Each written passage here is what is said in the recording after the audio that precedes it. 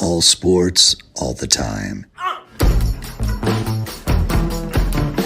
There's heroes and there's legends. Heroes get remembered. Legends never die. This is the Spoken Podcast. Hold your ears, folks. It's showtime. I'm your host, Lance Twidwell. Man, that kid, he can ball, man. He can ball. Touchdown, Kansas City! Patrick freaking Mahomes, baby! Let's talk some sports, because that's what we're here to do. You are tuned in to The Spoken.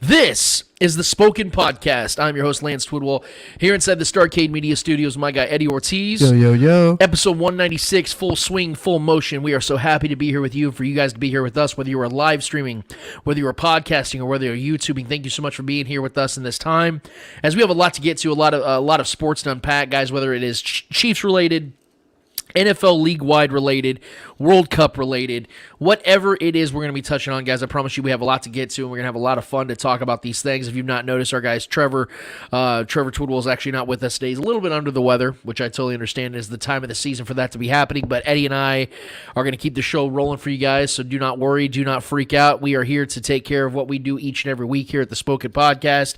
We want to thank you so much again, guys, for subscribing to our YouTube channel. If you've not already done that, go to our YouTube channel and hit subscribe, hit the notification button. Whenever we actually drop a new episode, you will get notified, and we would appreciate that greatly. Also, I want to send out a happy birthday to our fellow Chiefs content creator, Mr. Marcus Dash from the Chief Concerns podcast show with Jason Dunn. It was his birthday yesterday. That's my guy. I got to talk to him this morning. And just wanted to wish him a happy birthday. The guy's getting closer to 30. He's about to join me, Eddie, and Trevor in that regard. And I just wanted to throw that out there because he's a great guy, and he's been great to us here at the Spoken Podcast, and I just wanted to send that out to him as well. Also, our guys at All Chiefed Up, if you've not already followed them on YouTube, they have an incredible following already. I was on their show this week. Had a blast with the Williams brothers. Had a lot to talk about when it came to the Chiefs as currently constructed and what I see down the road. I would highly recommend you go and check out that episode I did with them just a few days ago. Really good show, really good guys. A lot of good shows out there, a lot of good content providers, and we are appreciative of you guys being here with us when there are so many options out there. You guys choose to hang out with us, and we don't take that for granted. So let's get started here, man, because I think there's a lot to get to. If you guys have not noticed, I don't know if you guys follow me on Twitter or on Facebook, I didn't tweet or post as much this week as I have in previous weeks, as you guys know me to be notoriously doing each and every day, and it's because I needed to take a big breath. I needed to take a deep breath. I needed to collect myself because Eddie and I we work in the same office, and there was a lot of influx this week, if you will. We're changing locations. We had a lot of work to do this week. A lot of sicknesses in my household, so we've had a lot to deal with.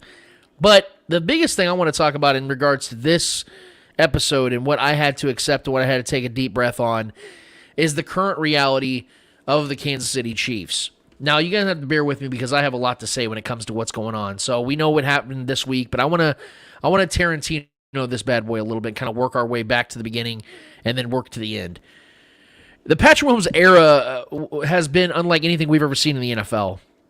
The Tom Brady era with the Patriots had a ton of success throughout its 20 years, but even Brady missed the playoffs completely in his second season as a starter. Where the Chiefs have been at least hosting the AFC Championship every season, Mahomes has been at the helm. And throughout the process of something so unprecedented occurring, the Chiefs have enjoyed being not only the face of the AFC and the NFL as a whole, but have owned some teams in the process. Look at the AFC West in particular. It hasn't been much of a competition since Peyton Manning retired after the 2015 season, seeing the Chiefs have won it every single season since he hung it up. But the way the Chiefs have flat out dominated it since 2018 is what makes it so impressive. Having never lost a road divisional game and only losing 3 games to AFC West opponents altogether by a combined 13 points, the Chiefs have owned the AFC West for the better part of a decade, and in particular in the Mahomes era. Then you look at the AFC playoff, the AFC landscape as a whole. The Bills have been that up-and-coming team that everyone has tirelessly tried to make into the Chiefs' rival with Josh Allen as their quarterback. And even with the Bills winning their last 2 regular season games versus the Chiefs have ended the Bills' last 2 postseason runs. In other words, the Chiefs have owned the Bills. So from 2018 to January of 2022, the Chiefs didn't have a single AFC opponent that could even make the case that they were a legitimate rival throughout that span. And then the Chiefs visited the Bengals on January 2nd, 2022. A game that started off rather odd with Chiefs starting linebacker or left tackle Orlando Brown Jr. being a last-second scratch with a leg injury during warmups. Then his replacement, Lucas Niang, who's putting together a very solid season at right tackle, went down with his own leg injury before halftime, forcing left guard Joe Thuney to play left tackle, which essentially put the Chiefs down 3 offensive linemen. And that was just the beginning of the fiasco that took place that day. From drop passes from Tyreek Hill that could have led the Chiefs going up to 35-17 at half, to 3rd and 17 conversions for the Bengals where Charvarius Ward had his entire hand on the ball, to some of the worst officiating in NFL history by the last-minute replacement refs, Ron Torbert and crew, stepping in for John Hussey, giving the Bengals 6 first downs on 3rd down penalties, to kick returns called back on holding penalties from Zane Anderson, which I'm pretty sure I hate more than any player that's ever worn a Chiefs jersey. Regardless, the Chiefs gave up a double-digit lead in the second half, scoring only 3 points and losing 34-31. I thought after that game, we talked about it on the show that following weekend. We talked about it to a lot of different people that I felt that the Chiefs were still the better team and just had some really bad luck in one game, and it was so much bad luck that not even Patrick Mahomes could overcome that in one single setting and just 4 quarters and a little bit of overtime. And then these teams meet less than just 1 month later. And at this time, it was an Arrowhead a week after the Chiefs beat the Bills in the greatest game in NFL history. Trev, Eddie, and I watched that game. It was simply legendary what happened between the Chiefs and the Bills that week. And just 1 week later, the Bengals come into town. After that, no one could have convinced me that anybody was going to stop the Chiefs from getting back to the Super Bowl for a 3rd consecutive time. Because to me, the Bills and Chiefs game was the Super Bowl. And just like their Week 17 matchup, the Chiefs jumped all over the Bengals in the first half, going up 21-3 with an opportunity to go up 28-3 with seconds remaining and the ball within the 5-yard line, and the theories continue to swirl about as to how it failed or why it failed, but the Chiefs found a way to come up empty-handed on that drive, creating a frustrating and uncertain vibe in the stadium. But the Chiefs still very much had control of that game, just like Week 17. And just like Week 17, the Chiefs scored only 3 points in the second half and gave up a double-digit lead and lost by 3. This is when it set in. Okay, this is that team. This is that quarterback that can stand toe-to-toe with the Chiefs with Patrick Mahomes. And I remember we had this conversation, Eddie. I know we could talk about this when it came to the prediction show and what we saw from the AFC landscape as far as, what team is going to be that rival. And I remember we had this conversation about I don't feel that there's any team that really is a rival to the Chiefs, but if there is one team out there that could be that rival, even though everybody has tried so hard to make the Bills that team because the Chiefs and the Bills have faced off multiple times in the last couple of years in the postseason. It wasn't the Bills because they weren't rivaling the Chiefs when it mattered most.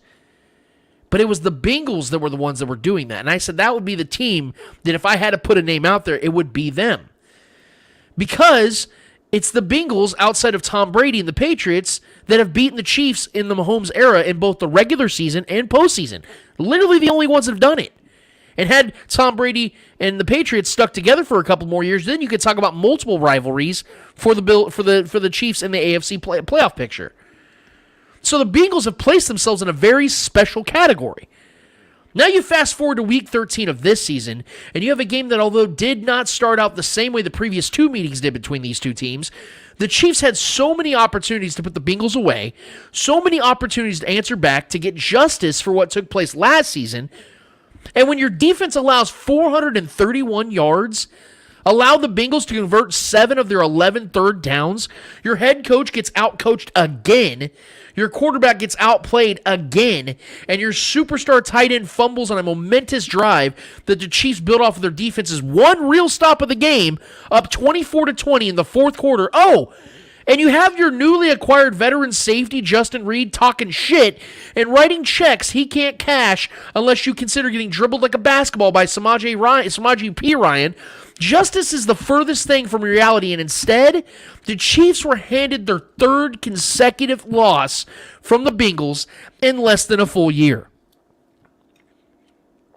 As much as the Chiefs have owned the AFC West, as much as the Chiefs have owned the Bills, as much as the Chiefs have owned the AFC for the majority of the last 5 years, the Bengals own the Chiefs. That's not something I ever thought I'd say about a team led by the greatest quarterback in the world, but the Bengals simply have the Chiefs' number, and it's time we accept that. And sure, all 3 games could have ended differently. The Chiefs could have done more, but they didn't, and that's why Burrow and the Bengals are 3-0 in this matchup, and why I want nothing to do with Cincinnati in the postseason. This isn't me saying that the Chiefs can't figure it out and turn this around, because all of the issues that led to all 3 losses are very fixable. But for whatever reason, the Chiefs can't seem to get out of their own way and take what the Bengals give them and counter it with a more efficient attack. I have stated on so many occasions that I believe that the Chiefs have the best coaching staff in the NFL. But Eddie, I am beginning to lose a little confidence in that when I see Andy Reid dial up a direct snap to his backup running back on a goal line play tied up 17-17 in a game you have to win in order to not only end this losing streak against the Bengals, but maintain the 1 seed and continue to control your own destiny. I have my worries when I see the Chiefs down 27-24 with 3.5 minutes left. They have an opportunity to go up 4th and 3, opportunity to go for it on 4th and 3, and give your $500 million quarterback the go win the damn ball kind of, go win the damn game kind of situation. They decide to instead kick a 55-yard field goal for a chance at a tie. And did I have confidence in that moment that Butker was going to make the field goal? Yes, because those are the kinds of kicks that Butker consistently makes. But even if he did any of us really expect or anticipate that the Chiefs defense would stop the Bengals from driving down and getting at least in field goal range? Because I didn't. And they didn't, seeing they couldn't stop the Bengals on 3rd and 11 on the following drive. This game as a whole put a lot into perspective in how I view the AFC hierarchy. I do still believe the Chiefs will get back the 1 seed, and we can talk about that later. I do still believe the Chiefs will get to the Super Bowl and win the Super Bowl. We can also talk about that later. But they better hope the Bengals trip up before a potential round 4, because I don't have any real confidence that it will go any differently than the previous 3 rounds. Just like I wouldn't expect a matchup with the AFC West or a playoff matchup with the Bills to go any differently than they have in the past for the Chiefs.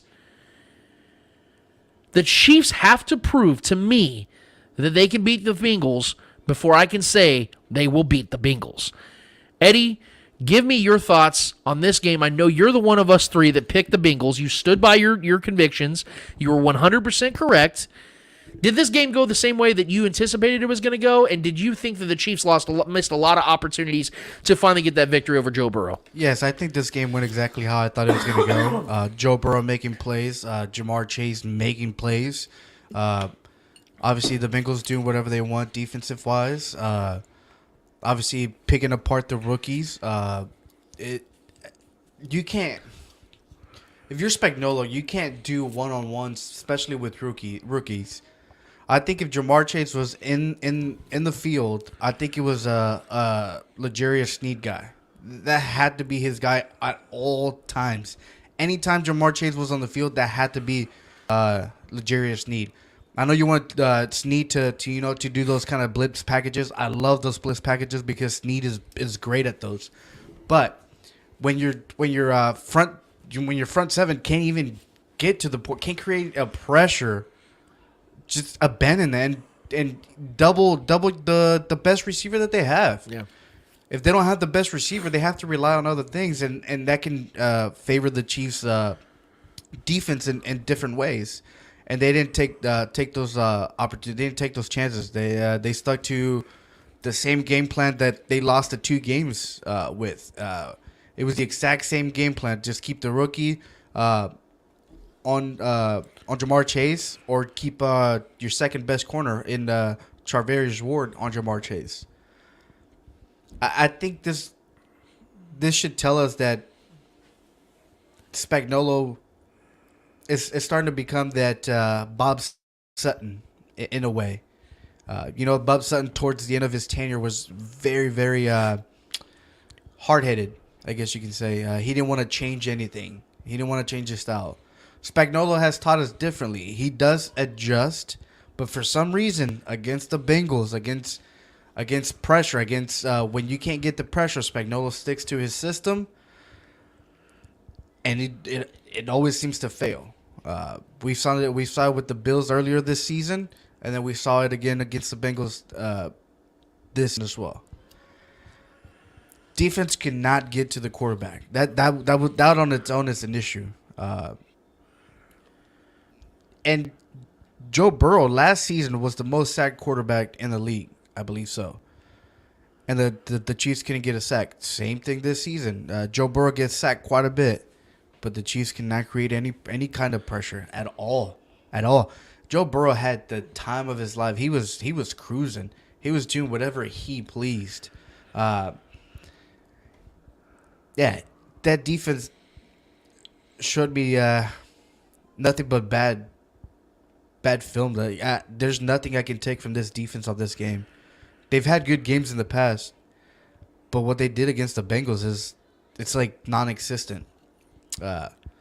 Offensive wise, I don't know why Andy Reid chooses to abandon the run game. We saw Pacheco. Pacheco was doing his thing. He was getting those 5 yards, those 4 yards, those 6 yards, those 10 yards. He was getting the yards, but then he abandoned the game once Andy Reid felt the pressure. Once we started falling back, he started abandoning the run game. I don't know why we did that. I think if we would have stuck to the run game, I think it would have forced the Bengals to adjust the defense, and it would have given Patrick Mahomes a better chance, because you're gonna have to, the defense is gonna have to adjust to that, because now you have to defend the run game and the pass game. So now you don't know what the defense is gonna get. So Patrick Mahomes could have had a easier day. And then Travis Kelce with the fumble. I don't blame him as much for the fumble. I think the ref should have blew the play dead sooner. But at the same time, if you're Travis Kelce, if you get hit and you got 2 players, 3 players are wrapped around you, fall to the ground. Take it. Try and get that knee on the ground, the shin. Yep. Get something on the ground. So the play is dead.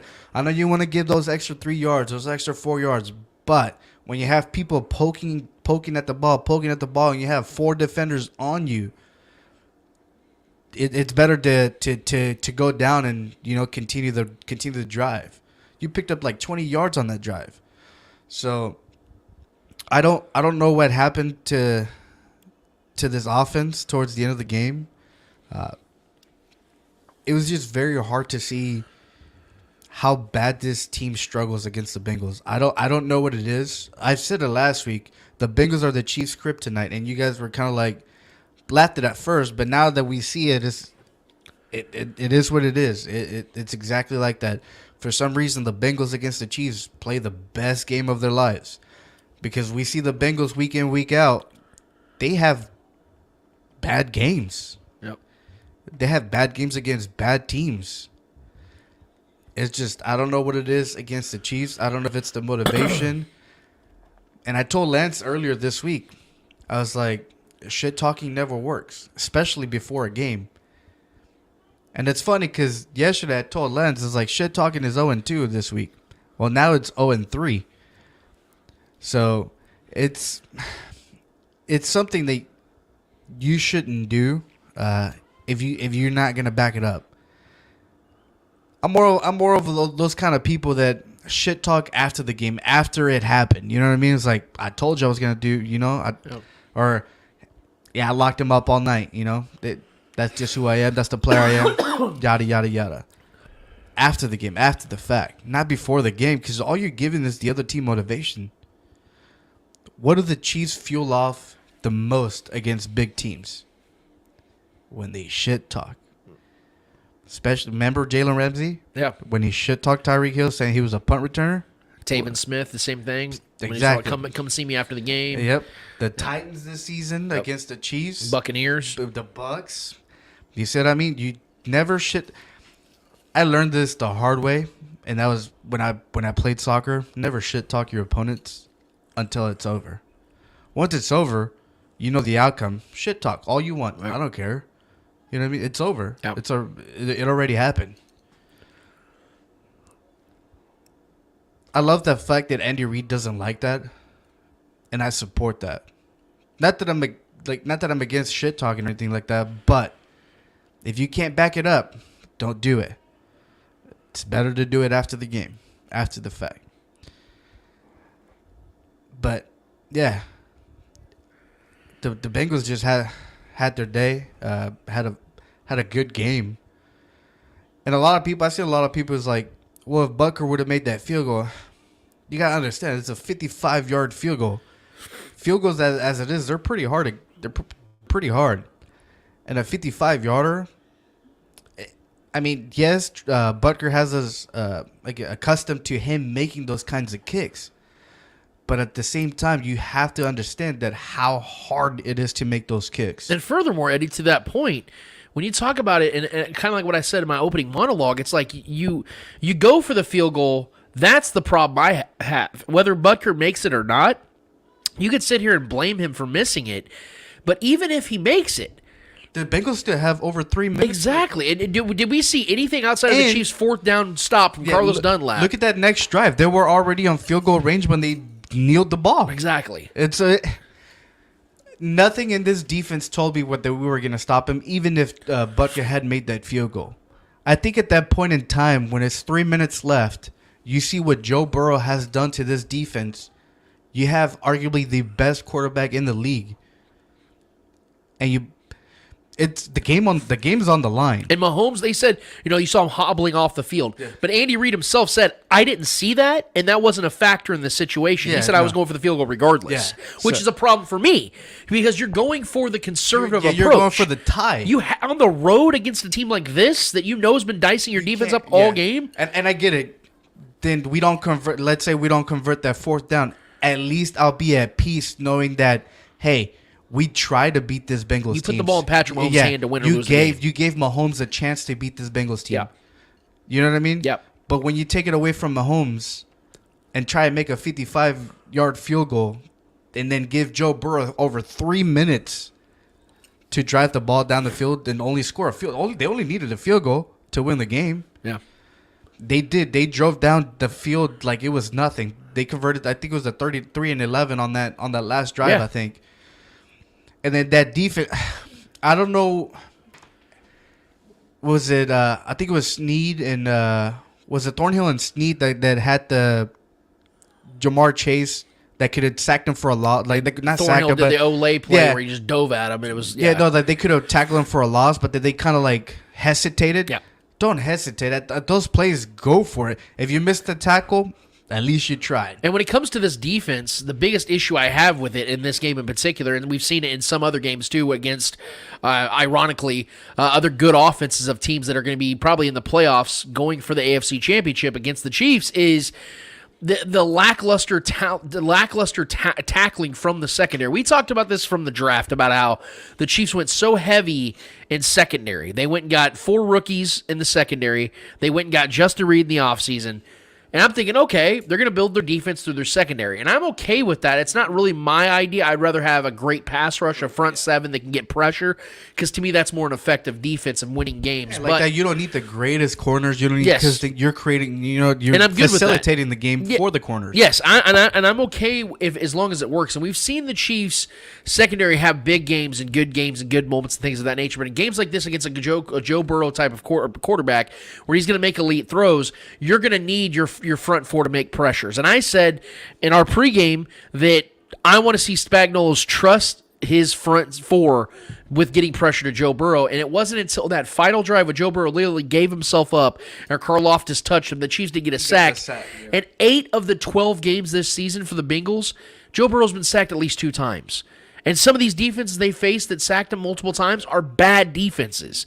So there's no excuse here, and this is, again, when it comes to coaching and it comes to execution, that I understand that Brett Veach wanted to take an approach differently this year, and I'm sure that this next offseason they're going to spend money on a defensive end or go and trade for a guy, things of that nature. But in this season in particular, this is not a rebuild year, which I do not expect it to be for the Chiefs. I don't think they viewed it that way, even though they traded Tyreek Hill, and they got a bunch of rookies starting right now. They have a new offense, essentially. You have to be able to get to the quarterback, especially against an offensive line like the Bengals that have been known to give up pressures to their quarterback. And again, Joe Burrow running for first downs like he did in the first half. What in the literal hell is happening? How do you allow that to happen for a quarterback that is not known to run at all, let alone for first downs like that? I mean, it's just the defense at times looks so lost. I would understand if this game was in week 3 and these guys were still figuring things out. Or if Trent McDuffie was out, or if another pivotal piece was gone for this week. The defense was primarily healthy in this game, and they've been playing together for 2-3 months. So there's no real excuse here. And again, when the game goes almost the exact same way 3 straight times, you have to stop looking at it as looking for blame or looking for, well, they got lucky on this. Because again, officiating was terrible in this game too. I thought the play that they called the pass interference that Juan Thornhill picked the ball off was a terrible call. But you have to be able to adjust to things like that, especially when you have 2-3 quarters to go. You had multiple opportunities, and when you have an opportunity to give the ball to the best quarterback on the planet that you're paying $500 million to go get that first down and run that clock down and then go and get the win, you have to do it. You cannot kick a field goal and say, all right, defense, so let's see what you got. No.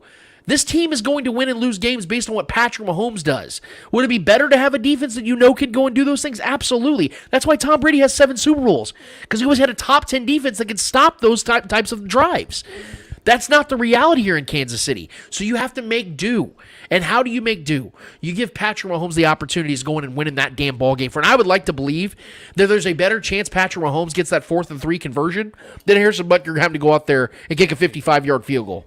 And have you noticed that we haven't even addressed the Chiefs' O-line? This game showed me how much Joe Thuney means to this offensive line. 100%. It is unbelievable how bad Orlando Brown is without Joe Thuney. It is insane to see how easily he's beat through the outside. And furthermore, we cannot give a sack on a 3-man rush. That is inexcusable. There's literally 0 fucking excuses for that. When your quarterback gets sacked on a 3-man rush, throw the whole fucking offensive line away. That's just so atrocious. That is bad. That is terrible. I can't even sit here and say, well, I mean, Allegretti or whatever. Allegretti's a spot filler. Exactly. He's a spot filler. Yeah. He fills into whoever gets hurt. Andrew Wilder on the other side. Oh my God. Yeah, he was terrible again. I know they brought Niang up for a couple drives. I don't think he played a lot. I know I saw him there for a couple drives out there. He looked good. He looked better than Wiley, in my opinion. Yeah. Obviously, he's still trying to get back from the injury he had last season. I think we're going to start seeing a lot more Niang in this home stretch, especially in the playoffs. I think Niang is going to be the starter going into the playoffs, especially how the offensive line is going. You can't afford to have a weak player on this offensive line. You need your best. You need your best men up there, and Joe Thuney is that guy. I think he's the leader of the entire offensive line. He missed this game.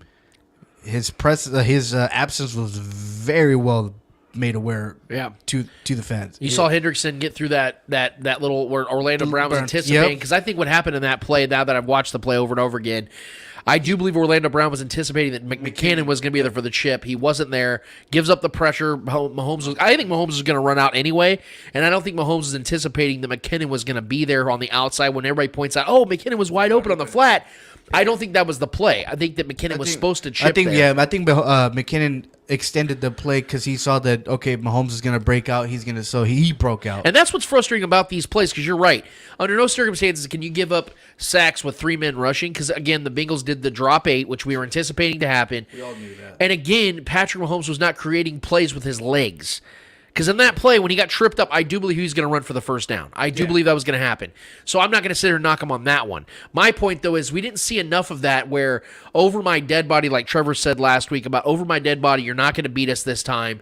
I didn't see that. I didn't sense that. I know that MVS dropped a touchdown. I know there were other miscues. I know that Juju Smith-Schuster, who extended a drive on that 3rd and 5, and then got hurt again.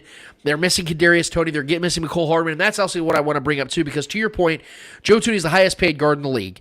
And not having him for 2 weeks has shown he's time. He's earned that paycheck. He is a staple to this offensive line. He's earned that paycheck for me. And Orlando Brown Jr. 100% misses him. And as soon as Niang can fill up that right tackle position, he's got to take that. Because Andrew Wiley, all respect to him, love him to death. He's done the best he can. Yes, he's a backup for a reason. And that is Lucas Niang's job to lose, in my opinion, at this point. But this is being shown more than people want to accept it or realize, because there's a lot of haters out there, especially for McCole Hardman, that he has been missed. Yeah. You didn't see the juice for this offense in this game. There wasn't a lot of speed. You didn't see that out there. Sky Moore was non-existent in this game. Kadarius Toney was missed big time. Now, he's only played 2 games for the Chiefs, so we don't know. But, yeah, you could tell he was missed. McCole Hardman was 100% missed in this game, because this is one of those games that could have very well turned into like a 49ers game where McCole Hardman just took over, and he didn't, because he wasn't there. He's still injured. So these guys are missing. And so once Kadarius Toney and McCole Hardman get back, it's going to be such a nice boost for the Chiefs offense. It's going to be massive for their drive down this final stretch going into the playoffs, whatever they decide to get back. I know Kadarius Toney's been ruled out for this week against the Broncos. They're saying he should be back next week. Yes, and McCole should be back next week as well. So Joe Tooney's practiced all week. He's been a full participant, so he should be back. But these 3 guys were 100% missed down the stretch in this game. Sure. And to say, and the one saving grace, God, I don't want to sound too negative about this game, because I do believe that Chiefs at full strength could have very well won this game. They should have won this game anyway. There were multiple opportunities, as we talked about. Travis Kelce fumbling the ball like that is just simply inexcusable. The defense just giving up 3rd down after 3rd down to the Bengals is simply inexcusable. But even with that, guys, there are bright sides to this, because the Chiefs, to me, are still the team that are going to host the AFC Championship, because I do believe they're going to get that 1 seed. And they still have the best head coach quarterback combination in the league. But this is something we have to now pay attention to. It's something we do have to accept as a fan base, and the Chiefs have to accept it right now, that this is not a rivalry. This is not something that you could say, well, the Chiefs are still, the Bengals and the Chiefs are still neck and neck. No, they're not. And the Bengals are right now, I think, the 4 seed or the 6 seed in the AFC playoff picture. So it's wild to think that. They're literally one game behind, I think, the Ravens. Yeah. And now with Lamar Jackson probably going to be out a couple weeks, the Bengals can really gain ground here, but then they have a matchup with the Browns this week, and we can talk about that in a minute as far as the matchups are concerned. Well, don't they? The Jets and Bills play this week. That's right. Yeah, the Browns and Bengals play this week. We're going to get to our Week 14 picks in a second, but Chiefs fans, we have to accept this right now, that I know it's only a combined 9 points that the Bengals have beaten them in these 3 games, but if it was reversed, imagine if the Chiefs had won these games by 3 each time, would we all not be sitting here going, Patrick Mahomes owns Joe Burrow? Would we not all be sitting here saying the Chiefs own the Bengals? And to that point, we can't sit here and say this is our rivalry. Like you said, why is it not a rivalry? To your point, we have yet to beat the Bengals. There is no rivalry there. I guess you can say that there's a quarterback rivalry. Yeah, 100% there is. Is Joe Burrow against Patrick Mahomes. But team-wise, I don't see a rivalry there yet. They own us. We have to accept the fact that they own us. But Chiefs fans, remember, it's still regular season. Many games left to go. And we still got the playoffs. But I hope the Chiefs learn from this loss. It's a big loss, and I hope they learn from this. And pretty much get better. Yeah. See what they messed up in. See what, because these players that were missing this game could very well be missing in the playoffs. So you have to adjust and learn how to adjust. And I hope this game help them learn to that adjustment. So I hope this is a learning lesson to the Chiefs. I mean we're still tied for the 1 seed. it's not like the end of the world. So let's move on to the next week. It hurts, but we still got many games to go. 100%. And again, this is something that I think is very fixable. This is something that the Chiefs' problems aren't something like where it's like, it's over, man. Yeah, this season they're exposed. They can't. No, I truly do believe the Chiefs can figure out a way to beat the drop 8.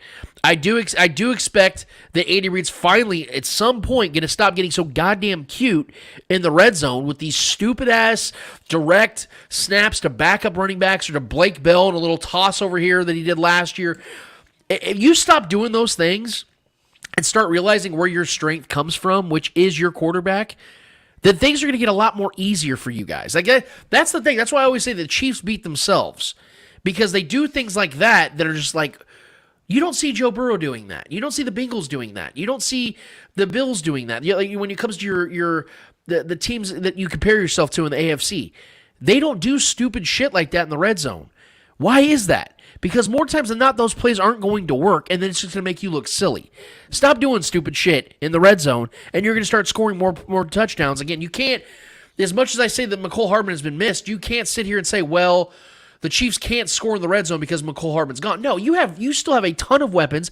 You still have Patrick Mahomes out there. There are no excuses. You can drive down the field and score points with what you got out there now. So go and do it. I'm over the excuses, but I will throw out a hot take here because I'm talking about McCole Hardman, then we're going to get to the Eddie Hour. I think the Chiefs should really consider bringing back McCole Hardman next year, signing him to a long-term deal. And here's the reason why. I know that Kadarius Toney was brought in, and everybody thinks he's going to be McCole Hardman's replacement. Do we really know for certain if Kadarius Toney is going to be a healthy replacement? We don't. I like the kid's talent, but he's always hurt, and that's something I'm worried about. And if you look at, according to SpotRack.com, McCole Hardman's current market value is 4 years, $44.1 million. That is $11 million a year. Sign me up for that. If I can get McCole Hardman on a 4-year deal worth $44 million, I would do it. Yeah, let's say you can get McCole for 11 a year, and then you probably if Juju stays loyal, if Juju wants to win, he'll probably take like a 16, 17 a year. Sign me up for those contracts. You know what I mean? Yeah. Sign me up now. I mean, McCole's 24 years old. He won't even be 25 till next season. Yeah. So, I mean, you look at it. Juju's still what? Juju's 25. Yeah. I think he just turned 26, but yes. I mean, he's still in his. He's yet to get his prime. Outside of this season, because McCole's now he's going to miss 4 games. He has never missed a game in his career. And he's become more and more and more a pivotal piece this season in particular. Now, if the Chiefs want to go and draft a guy and say, hey, this is the guy that we think will become that McCole replacement, and we'll see what Kadarius Toney does next year, because they have, 2 more years, I think, of 2 or 3 more years of control over Kadarius Toney's contract. That's one thing. But if they can't find that guy, and they look at McCole and say, $11 million a year is not bad, and we can get out of the Marquez Valdez-Scantling contract after this season, because the $9 million this year, they don't have $9 million on his contract next year. They can cut him, get rid of him. That's no big deal. And then you can just pay McCole Hardman, pay Juju Smith-Schuster with all that cap money they're going to have next year. They can do an extension with Chris Jones. There's a lot of options here, but I wanted to throw that out there now because I do believe when McCole Hardman comes back, he's going to go right back to what he was doing, which is being an effective red zone, efficient player. I think that McCole Hardman's finally coming into his own. He'll never become a great route runner. He'll never be a wide receiver 1. But if this guy's scoring 6 to 8 touchdowns a season for this team, I would sign up for $11 million a year. Because he's also played big in the postseason too. Yeah. And he plays special teams. There's a lot of value behind McCole Hardman. And now since Tyreek is gone, the way we've used McCole Hardman, we've actually used him to his advantages. Yeah. I think that's why he has the most touchdowns in his career this season, right? Yes. There's a reason to that because we've used him to his advantages, to what we expect McCole Hardman to do. Yeah. So if we can do that and continue to use McCole Hardman the way we've been using him, and not expect him to be a Tyreek Hill out there, he's going to succeed, and I think the Chiefs are going to succeed. That's where we're going to leave this Chiefs-Bengals conversation. If you guys have takes on that, if you guys have thoughts on it, hit us up on our YouTube channel. Let us know what you guys think about this one. Do you feel that the Chiefs can bounce back from this 3rd consecutive loss to the Bengals? Do you guys think that the Chiefs are in trouble?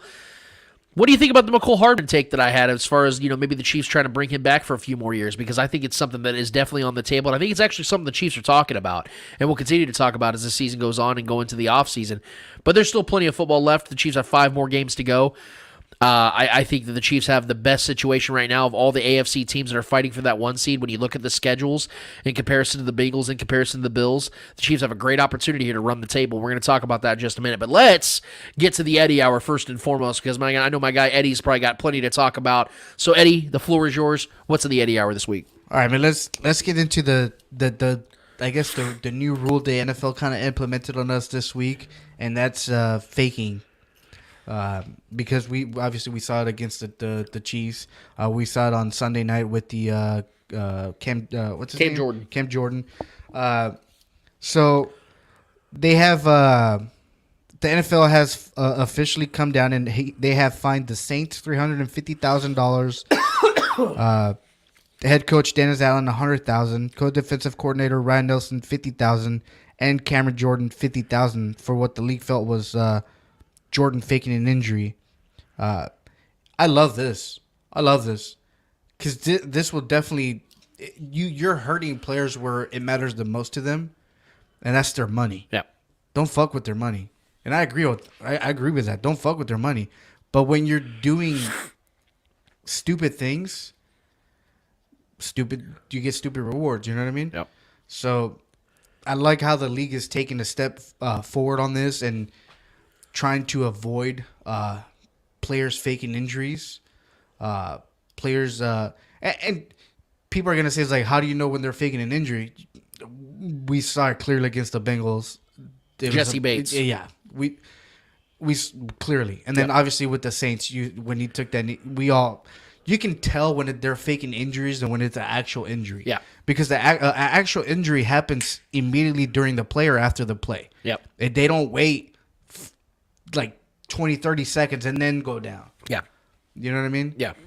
So you can definitely tell, and I love that, but I want to get your thoughts on that. Do you think that the league is taking the right steps into combating that?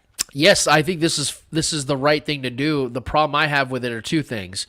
One, what the hell took so long? Because this has been going on for years. We've seen this for a very long time. It's even a joke amongst NFL players, current and previous. They were like, oh, yeah, you do the little helmet tap. They do the helmet tap. That means fall down because we got to do a transition. We got to get a substitution, and they're trying to play the hurry-up offense. So this has been something that players have literally joked about for a very long time. So it's about damn time the NFL did something about this. But my second problem is, and the second worry I should say is the NFL going to be consistent with this? Because there's one thing I know about the NFL and their rulings is they're inconsistent with everything. Is that we'll see Cam Jordan get fined. Did we hear anything about Jesse Bates? I saw BJ Kissel, my dear buddy, talking about it on Twitter this morning. He goes, okay, what about Jesse Bates? Because he saw that, and I 100% agree with the ruling. I'm sure everybody agrees with this ruling. Should have happened a long time ago. But are you also going to find Jesse Bates? Are you going to hit up Zach Taylor and the Bengals for this? Because that was blatant. I mean, even Sam McDowell from the KC Star was like, hey, guys, it's a miraculous turn of events. Jesse Bates is 100% okay after 2 plays of missing, for falling from that horrendous injury. I mean, it's a joke, but it's also not. Because the Bengals were in a very bad situation at that point where the Chiefs were going to try to hurry up and exactly. So there needs to be some consistency. So I appreciate and I applaud the NFL for making this stand and this change. But y'all better be consistent with it, man, because I can't be seeing Cam Jordan getting hit for this, but not Jesse Bates and teams like that. It's got to be across the board every single time you see it happen. Because, like you said, we all know when it's fake, when it's real, the difference is in between. Let's talk Aaron Judge. Obviously, we heard that he has agreed to a deal with the Yankees for, I believe, 9 years, $360 million. Thoughts? Yeah, so this was I was actually surprised by this because I actually, to this day, still believe Aaron Judge wanted to leave the Yankees. I do believe he actually wanted to go back home to California. And Judge played this perfectly from the beginning, where the Yankees offered him, I think it was like $240 million last offseason, and he turned that shit down with no remorse and didn't give him a counteroffer. That's when I thought, okay, he's done with the Yankees. He played his time there. He's betting on himself and just had one of the greatest seasons in MLB history. This dude's about to go get paid and go back home. I do believe that was his goal. But what happened was we heard the Padres had jumped into the pot. They decided last minute in the 11th hour, hey, we're jumping in. We're going to offer a massive deal for Aaron Judge. And then the Yankees, being a notorious franchise of we don't lose players. We pay them whatever it takes. Hank Steinbrenner, yes, George Steinbrenner all the way down was always like that. We are the ones that go and get those guys. We don't lose guys.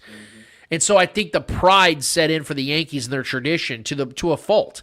Because now what they're going to do is they're going to pay Aaron Judge till he's 40. And if you've already noticed something about Aaron Judge, I mean, he had an incredible season. No doubt about it. One of the most impressive seasons we've ever seen. This man's injury prone, and now he's in his 30s. I have a hard time believing he's going to live up to this contract because the Yankees now aren't the Yankees of yesteryear. They're not a team that goes out there and competes for championships. They haven't done it in a long time. So their bullpen's terrible. They got a lot of things to fix. And although Aaron Judge is the chip, the guy that brings everybody to the stands, is he going to be a guy that's going to win you World Series? I don't believe that. To this point, Aaron Judge has shown me no reason to believe that he's going to lead them to World Series. He's been around since 2016. And they've won 0 World Series. They've been to 0 World Series in that span. I'm happy for Aaron. He got the money he's been looking for all along. I'm happy for the Yankees because they kept their peace. But is this going to be really what they're looking for? Because I'd imagine the Yankees are bringing him back in the hopes of we're going to win titles now. I don't think that's happening. This reminds me of the Bobby Bonilla contract. Yeah. It's the same. I think it's the same thing. I think that he's not going to live up to his contract. For the simple fact that he's injury prone. We don't know. His next season injury could be season ending. Like season ending, career ending. Would that shock anybody? If the next season, 20 games in, Aaron Judge goes down with an oblique and is out for 3 months. Yeah. Or has to have some kind of Tommy John or something. It's very hard for me to agree with this contract. Does he deserve the money? 100%. He's earned every right for the money. But me as a owner, would I have paid an injury prone player 9 years to his in his 40s and $360 million? Probably not. I think that's why the Yankees were they first offered 6 years because I think the Yankees knew that we can't have him for 9+, 10+ years because he's gonna be in his 40s and. Obviously, we're not trying to pay that much when he's not even in the league anymore. And I think the Yankees knew that. But like you said, once the Padres joined in with the Giants, they were like, holy shit, we're going to lose him. Yep. And I think they were. And I think that's why they had to bump up. They bumped it up to 8 years. And then the Padres and the Giants were like, we'll give you more. Yeah. Because to the Padres, he's not expendable, but he wouldn't have to be the guy. Because you have Juan Soto there, you have Machado there, you have Tatis there. You already have this juggernaut of an offensive lineup. They knew, Aaron Judge, this is the greatest, most talented offensive lineup in the history of the game. They knew that he would just be another piece to the equation. Go ahead. Update. So Noah Groniger has updated us with Bengals safety J.C. Bates fined $50,000 for fake injury. Good. And then Tony ruled out for Sunday. Yes, so we saw that news. Thank you, Noah, for that. We do appreciate that. Thank you for watching, man. Stargate Media has absolutely been kicking ass for us, and we appreciate you guys. I'm happy to hear that about Jesse Bates.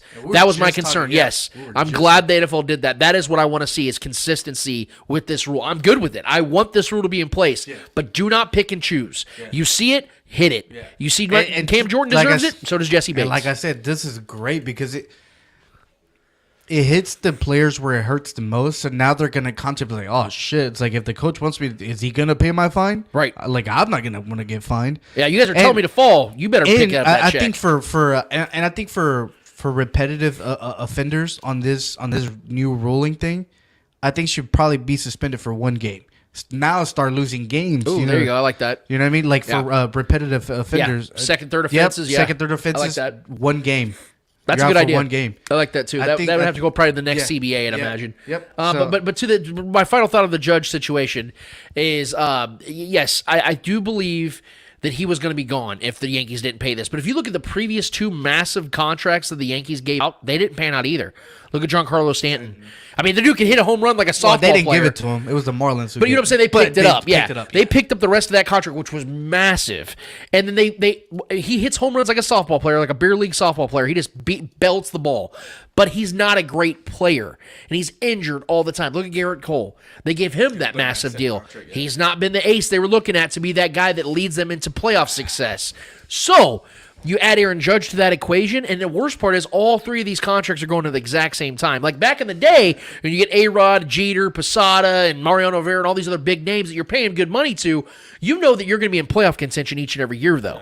You're not seeing that. Because as great as Aaron Judge was as getting to the 62 home runs, you saw how bad he was in the playoffs. You think that's just going to change? I don't. I don't expect that the Yankees are going to get better now than they were when Aaron was in his prime years. Yeah, it got cold and bats got cold. Yeah. God damn. It's crazy. Like I said, I personally wouldn't have given him that contract. It's definitely overpaid, paying for an injury-prone player. But next, I want to talk about the UFC. So there's been a huge news that came out of UFC, and I think it's going to be a big concern, especially for fights now and in the future. So Dana White came out saying fight fixing, huge concern for UFC amid investigations. Yeah. So they are being investigated for match fixing. I think the fight that they're looking into is a November 5th UFC fight between Derek Minner and Shaylin Dambike. Hopefully I'm saying his name right. But so after a dramatic betting line movement in the hours before the event, Minner has been suspended, and so has his coach, James Krause. Yep. So I want to get your thoughts on that whole situation. Yeah, so our guy Blake Sneeders, that we know really well, works at 810. He's been on our shows 100 times. Him and I we were playing phone tag about this when I got the news because Blake knows James Krause's crew really well. They're all from Kansas City. I believe they all train in Lee Summit, if I'm not mistaken. I've met James Krause a couple times. Really good dude. Had a very successful UFC career. Is that who's the Mexican? Not Julia Marquez?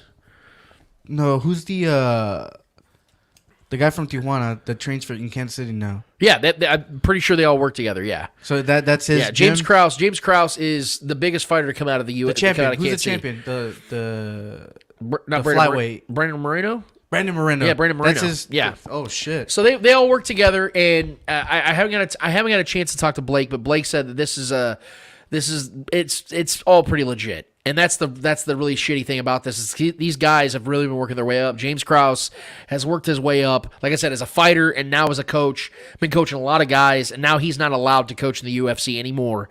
This is a massive black eye on the entire UFC because now everything's going to be in question. We've had questions about baseball back in the 1920s or the 1950s, 1920s. Then you've had soccer. Then you've had other sports.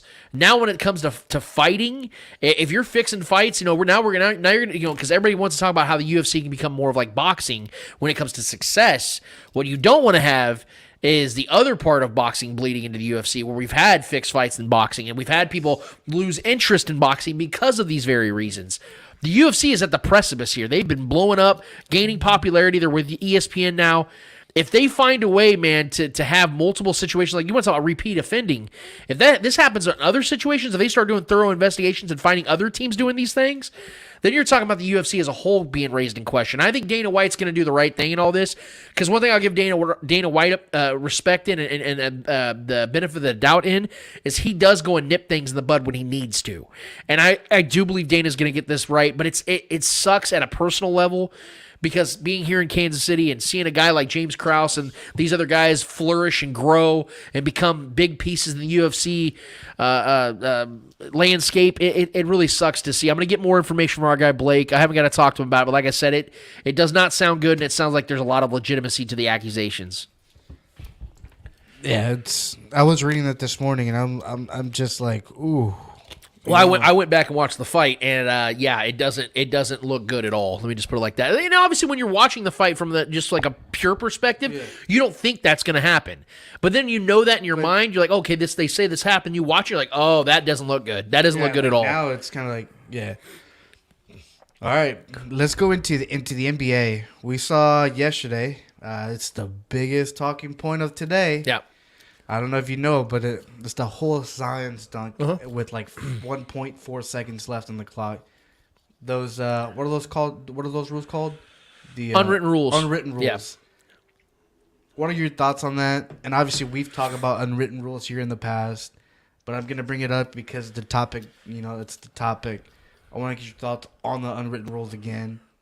Remind everybody what your opinion is on that and your thoughts on the whole dunk situation. So the unwritten rules of sports, it really did start in baseball, where, the back in the old school days, you don't flip your bat, you don't watch the home run, you don't do things like that. Act like you've been there. There's unwritten rules. Well, I've always said that unwritten rules are unwritten because no one should really give a fuck about them because they're not real rules.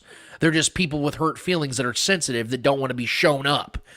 When at the end of the day, these are all sports that we played as children. In other words, these are children's sports that guys get paid millions of dollars to play. So you should be able to have fun. And that's why I love that baseball is starting to slowly become that, where you're seeing more guys having fun. Things are becoming more vibrant. You're not getting hit for flipping your bat in your previous at bat. You're seeing these things start to change in baseball, which I never thought I'd ever see. But when it comes to this Zion situation, I watched the replay. I watched the highlights multiple times this morning. It was beautiful. And here's the part that I hate about, of all leagues that should have been okay with that play happening, it should have been the NBA. It should have been the NBA, because what do we know about the NBA? It's a star-driven league. It's about the highlights. It's about the Instagram clips. It's about the glitz and the glam. And I'm okay with that because I love the NBA for what it is, which is why it's so confusing when we see teams get in their feelings about something like that literally changes nothing. Because at the end of the day, y'all were taking the L anyway. Yeah. So why don't you be more upset about taking the L than what Zion just did in that little moment that, again, changed nothing? And it was in front of his home crowd, and if you're listening to his postgame, he talks about how, I wasn't here for my guys last year, and the Suns took my guys out last year in the playoffs. So I wanted to do something like that. Now, Zion buttoned it up and was all, well, it was a bad judgment call on my behalf. And he has to say all those things. But if we're really looking at it from the naked eye, does it really, really bother or change anything? No. The Suns did not play at their best down the stretch. Chris Paul missed that layup. And then Zion got himself a nice little dunk. And again, as a sports fan, as somebody that enjoys sports and enjoys seeing the greatness, the athletic prowess of a guy like Zion Williamson doing something of that magnitude, I don't care if I was a Suns fan. It ain't going to bother me none. Why the hell would I? That's a highlight that we're going to see for years to come, because that was an incredible dunk. How about instead of like with Garrett Cole back in the day, when he would get upset at guys watching a home run, how about you don't give up the damn home run? Get upset about that. Be upset with yourself. Don't get upset because a guy who works his ass off just as much as you do does something great for him and his team. Zion celebrated. Zion showed off. Who the fuck cares, man? It was a beautiful play, a beautiful dunk. Suns, just go take the L and go sit your ass down and get better the next time. Let's go into World Cup, baby. There's a UFC fight. There's UFC tonight, but in all honesty, I didn't think it was such a big card. I don't think there's. Is there any championships on the line? I don't think there. I don't think there's belts on the line tonight, but I think that's the December, the next weekend's belts. I think, or there's two belts I think on the line next week. Okay, because I know tonight is 282 UFC 282 with no belts, which is there's 13 fights tonight though. Yeah, but I mean, which is crazy to me that you're gonna have a pay-per-view with no belts. Yeah. I think they ran out of fights for the year. I get it's the end of the year. But I just figured there was not much. I didn't look at any fights and say like, oh, that's a good match. And honestly, probably a lot of you guys probably don't even know the fighters that are going to fight tonight. Well, the next card is in January, and that's got Figueiredo versus Brandon Moreno. So that's going to be a baby. Mauricio Ruas fighting. I can't believe he's still fighting. That's going to be a and now Brandon Moreno with the different. So he has to change gyms now. I'm gonna have to look into that, man. But yeah, probably. I'd imagine so. Because his coach now is suspended. So. Yeah. Or just at least have to change fight. And then that next card's gonna be nice.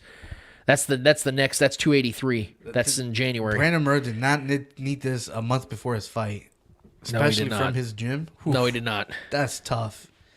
That's gonna be a great number four fight. So it's kind of like that Manny Pacquiao versus Juan Marquez. Number 4, where you fucking KO'd him and put him to sleep. That became a meme for like 3 years too. Where he was asleep on the mat. I thought he died because he was on the floor. He was on the floor for like 3-4 minutes. That's crazy.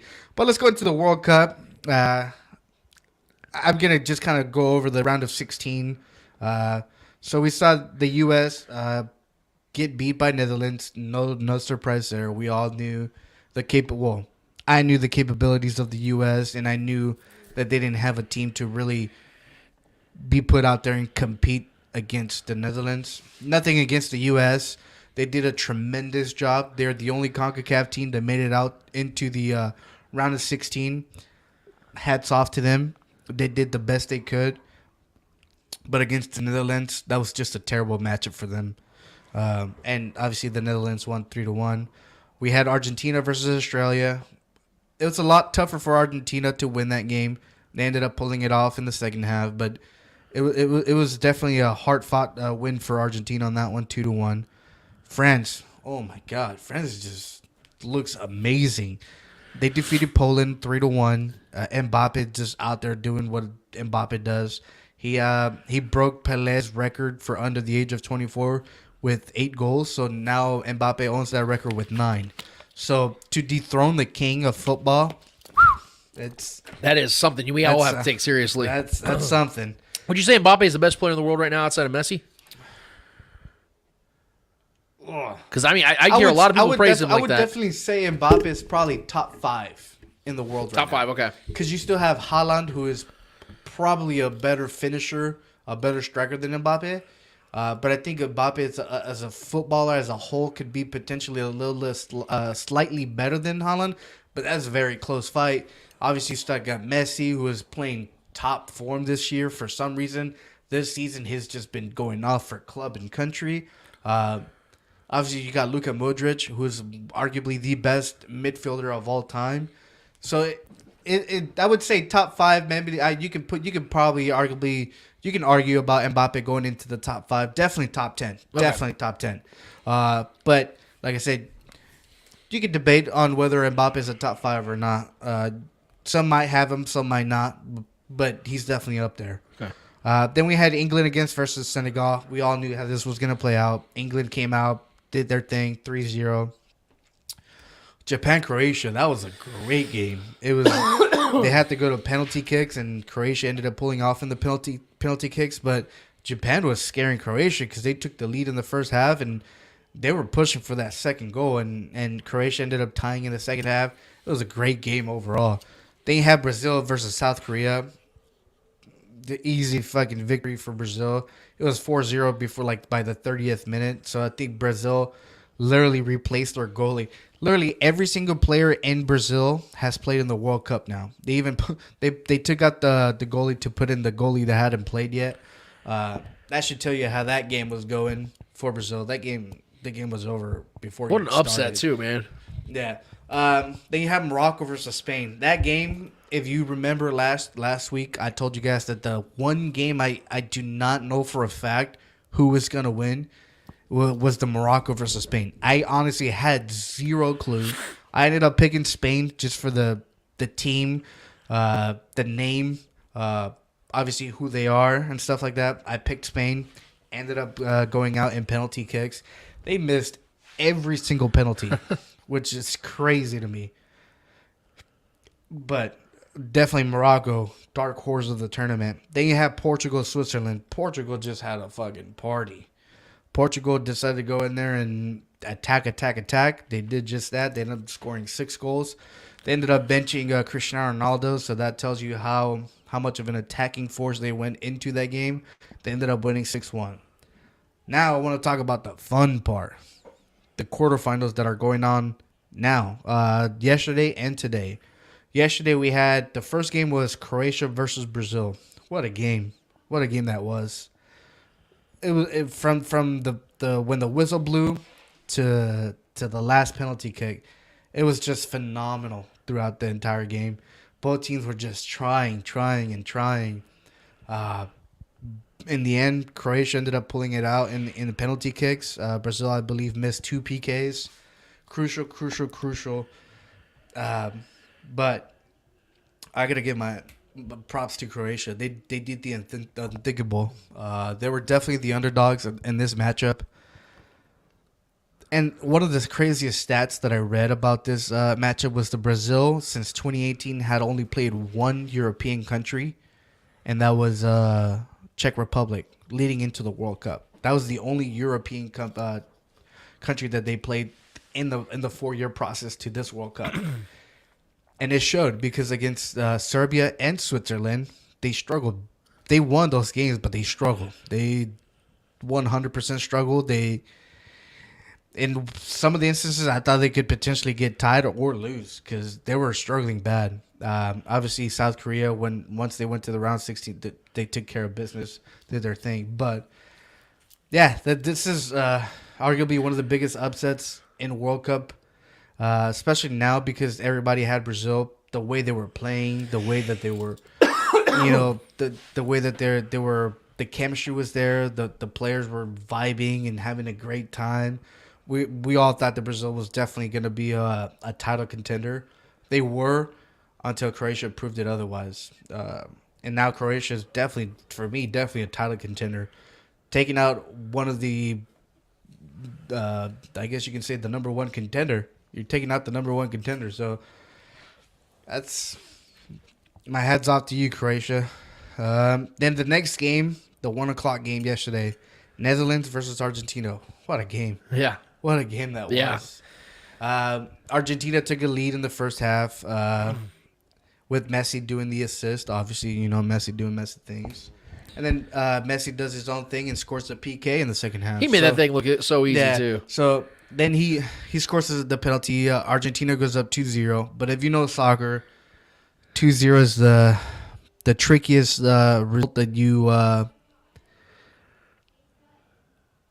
guess you can because it is the most overturned scored in soccer history. 2-0 is very tricky because with one goal, the other team's in it.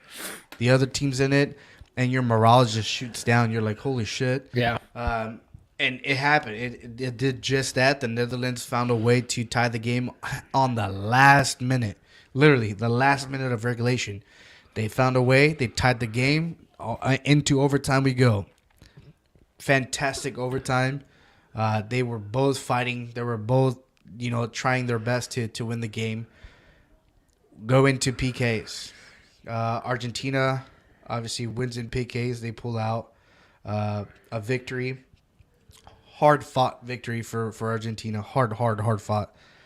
But now they move on to the semifinals, and the GOAT has a chance to potentially claim a title that's very well evaded him. Yeah. So there's that. Today, this morning, we all woke up to Morocco versus Portugal at 9 a.m. kickoff.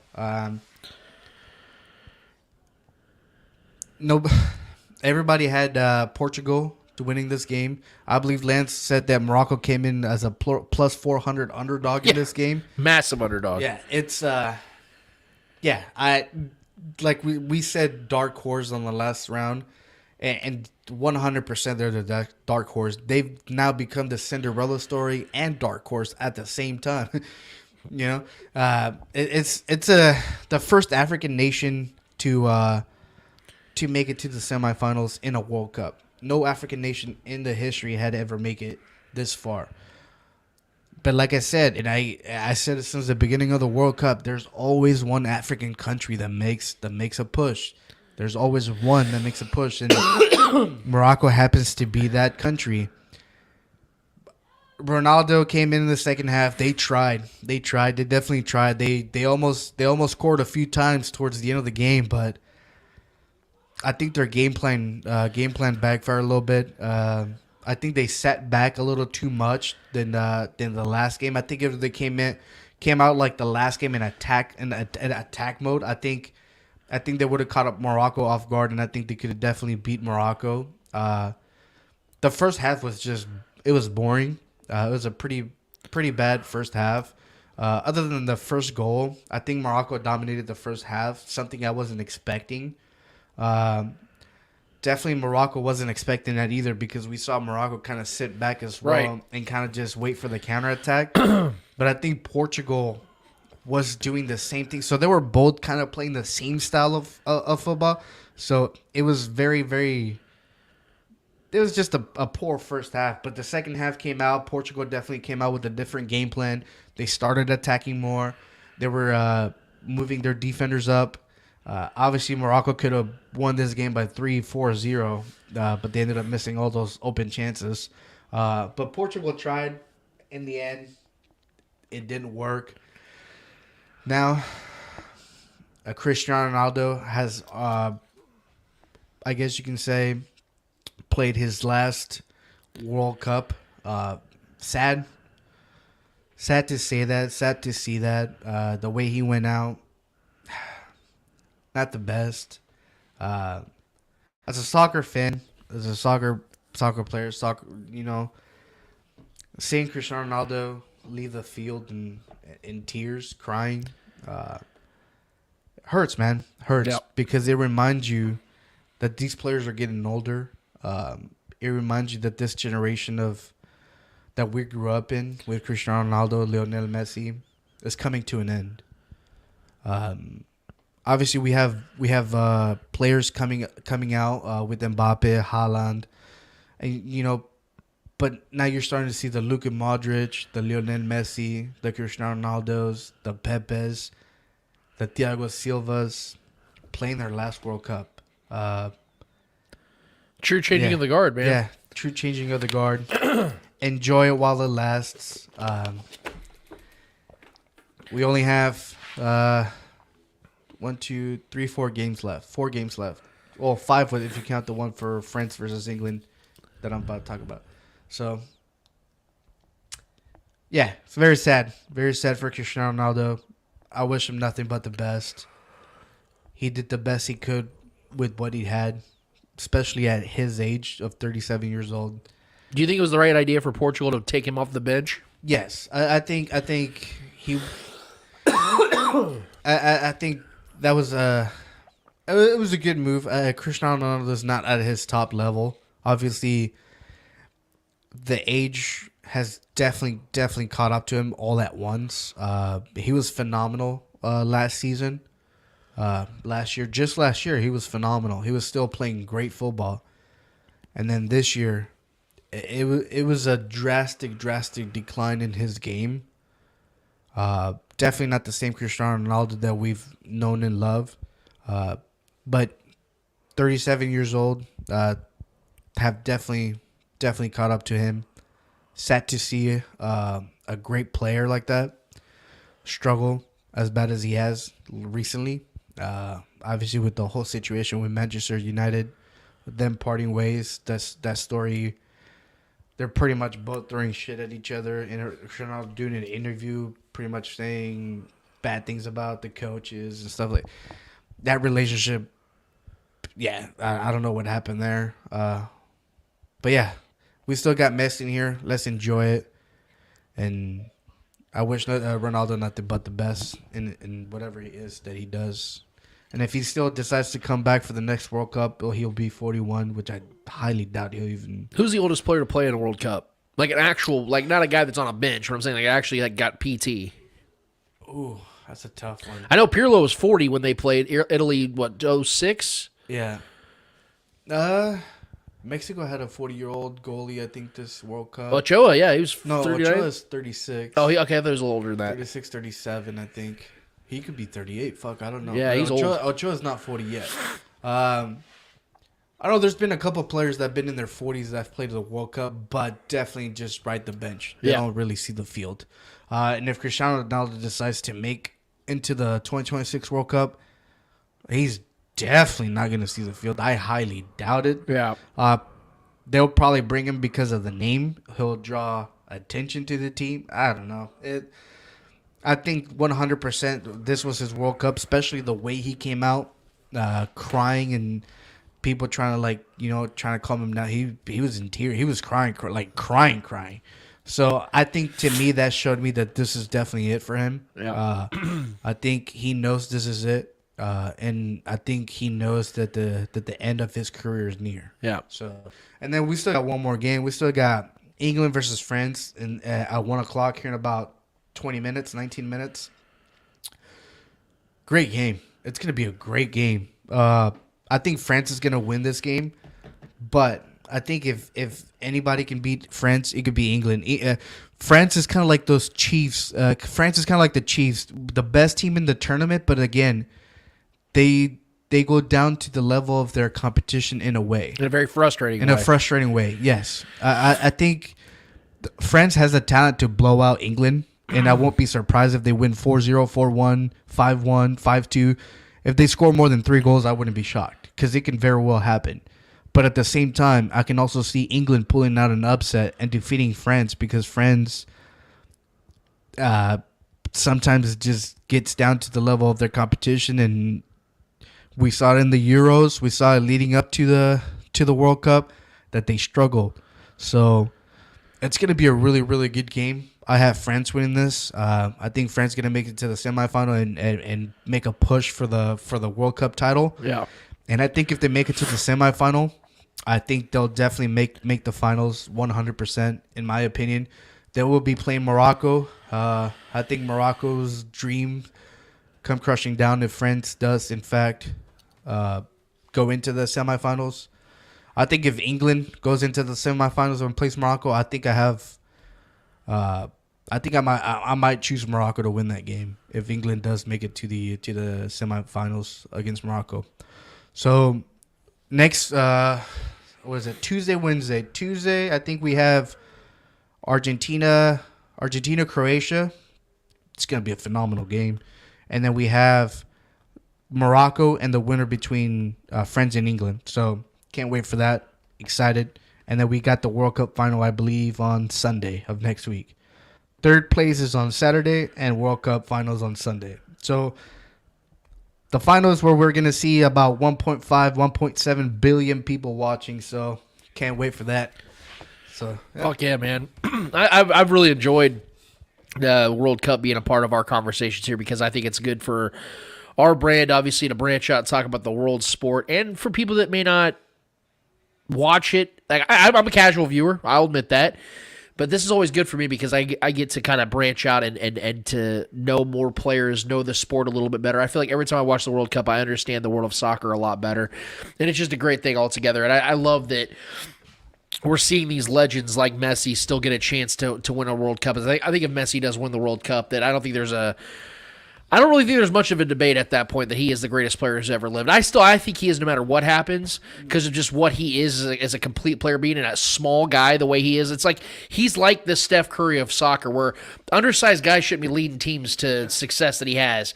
But it does. He does. That's how special he is. And I just think that's what makes Messi great. I know Ronaldo scored more goals, but Messi is a creator. He's a guy that can orchestrate an offense. You know, he's so incredible at what he does, and he can score at will too. So talk about quarterback of a team. Yeah, that's Messi for sure. Yeah, so I'm really pulling for Messi. I hope he gets it, man, because it's overdue and it's time. He's definitely 1 game away from a final and 2 games from lifting that trophy. Yeah. So he's playing regardless of what happens next, lose or win. Messi has 2 games left in this World Cup, and it just feels right that if he gets it, because I mean, just knowing that, like in 20 years, looking back, saying that was the greatest soccer player ever lived, and you're seeing him holding that cup, like it just feels right. You know, it just feels like it needs to happen. So I'm pulling for big time. But every team that's been in there so far, Morocco, France, England, all these guys, they're all deserving of where they're at. They've all worked their asses off, and it's great to see. All right, let's get to the Chiefs and Broncos preview. There is an interesting vibe over this game because everyone is anticipating 1 or 2 things happening in this one. And I understand why. Eddie just brought up France as this team that plays to the level of their competition. It's very frustrating, and the comparison was the Chiefs, and the Chiefs do this almost each and every week where they don't blow teams out. I was actually on the All Chiefed Up podcast this last week, and that was something they brought up to me was, why is it that Andy Reid does not like to blow out teams or doesn't just put it on them? And I said that one of the things I actually like about Bill Belichick's coaching style is when he can put it on you, he'll put it on you. And then he says, well, it's not my job to stop my team. That's your job. And I think there's been this fear on Andy Reid's side also of offending the other guy because he has a lot of respect for the other coach and the other team, which I understand. I respect that. But he also doesn't want to put too much on film, for the next team to study. But for me, if you're as great as you are at what you do in your profession, people are going to know what you do because they watch your every move anyway. So you're going to have enough on film for people to understand what your attack is going to be regardless of how much you put out there. So that's one thing I've always been a little frustrated with Andy Reid is about preserving everything. But at the same time, I think that's also why the Chiefs have been one of the healthier teams throughout the last several years, is they're not having guys out there in big blowouts, still going out there catching passes, taking big hits, things of that nature. So there's a lot of give and take there. And style points are not something that I really care about. As long as the Chiefs win, more times than not, I'm okay with them, surviving a game like that. But let's not pretend that we don't like these games that are stress-free. When the Chiefs started pouring it out on the Niners, that was one of my favorite games of the season. Week 1 against the Cardinals, they poured it on the Cardinals, one of my favorite games of the season because the Chiefs just could not be stopped, and they kept the foot on the gas. Well, this is an opportunity for the Chiefs to do that very same thing against a team that they have owned since Patrick Mahomes has been their quarterback. In fact, the Chiefs are 9-0 against the Broncos since Patrick Mahomes started as their quarterback in Week 17 of 2017. And if you look at the Broncos as a whole right now, they somehow found a way to move off of Drew Lock and Teddy Bridgewater and all these other retread quarterbacks and failed quarterbacks. They found a way to get worse. And we can talk about the Russell Wilson trade, but we're all fully aware that was just a horrific trade. And the Broncos, ironically, have one of the better defenses in the entire league. So coming into this matchup, you think, okay, the Broncos have a shot here to keep this game close, giving their offense a chance to maybe get something going at home. They're not a desperate team at this point because they're not a playoff team. What can the Broncos bring to this offensively? Chiefs' defense has been underwhelming against good offenses, but against bad offenses, the Chiefs have actually been very good defensively, as they should be if you're going to be a team that's going to be competing for Super Bowls. Passing offenses the Broncos' defense have faced this season, though, is what's going to put this one in context. Because although I do believe the Broncos have a very, very, very good defense, they've also benefited off of playing a pretty soft schedule for the majority of the year. So Week 1, they played Seattle. They are the 9th passing offense. Texans with the 27th. San Francisco with the 14th. Las Vegas, the Raiders with the 10th. The Colts with the 12th, which I can't believe they're even in the top 20. The Chargers with the 6th. The Jets with the 18th, the Jacksonville Jaguars with the 17th, the Titans with the 30th, the Raiders with the 10th, the Panthers with the 29th, and the Ravens with the 26th. The Broncos have faced 4 top 10 passing offenses this year. They went 0-4 in those games and gave up 23 points a game. They have faced 6 bottom 16 passing offenses. They went 2-4 in those games while allowing 17 points per game. So you see that they're a whole touchdown difference as a defense when facing a average to below average offense and passing wise to a top 10 passing offense.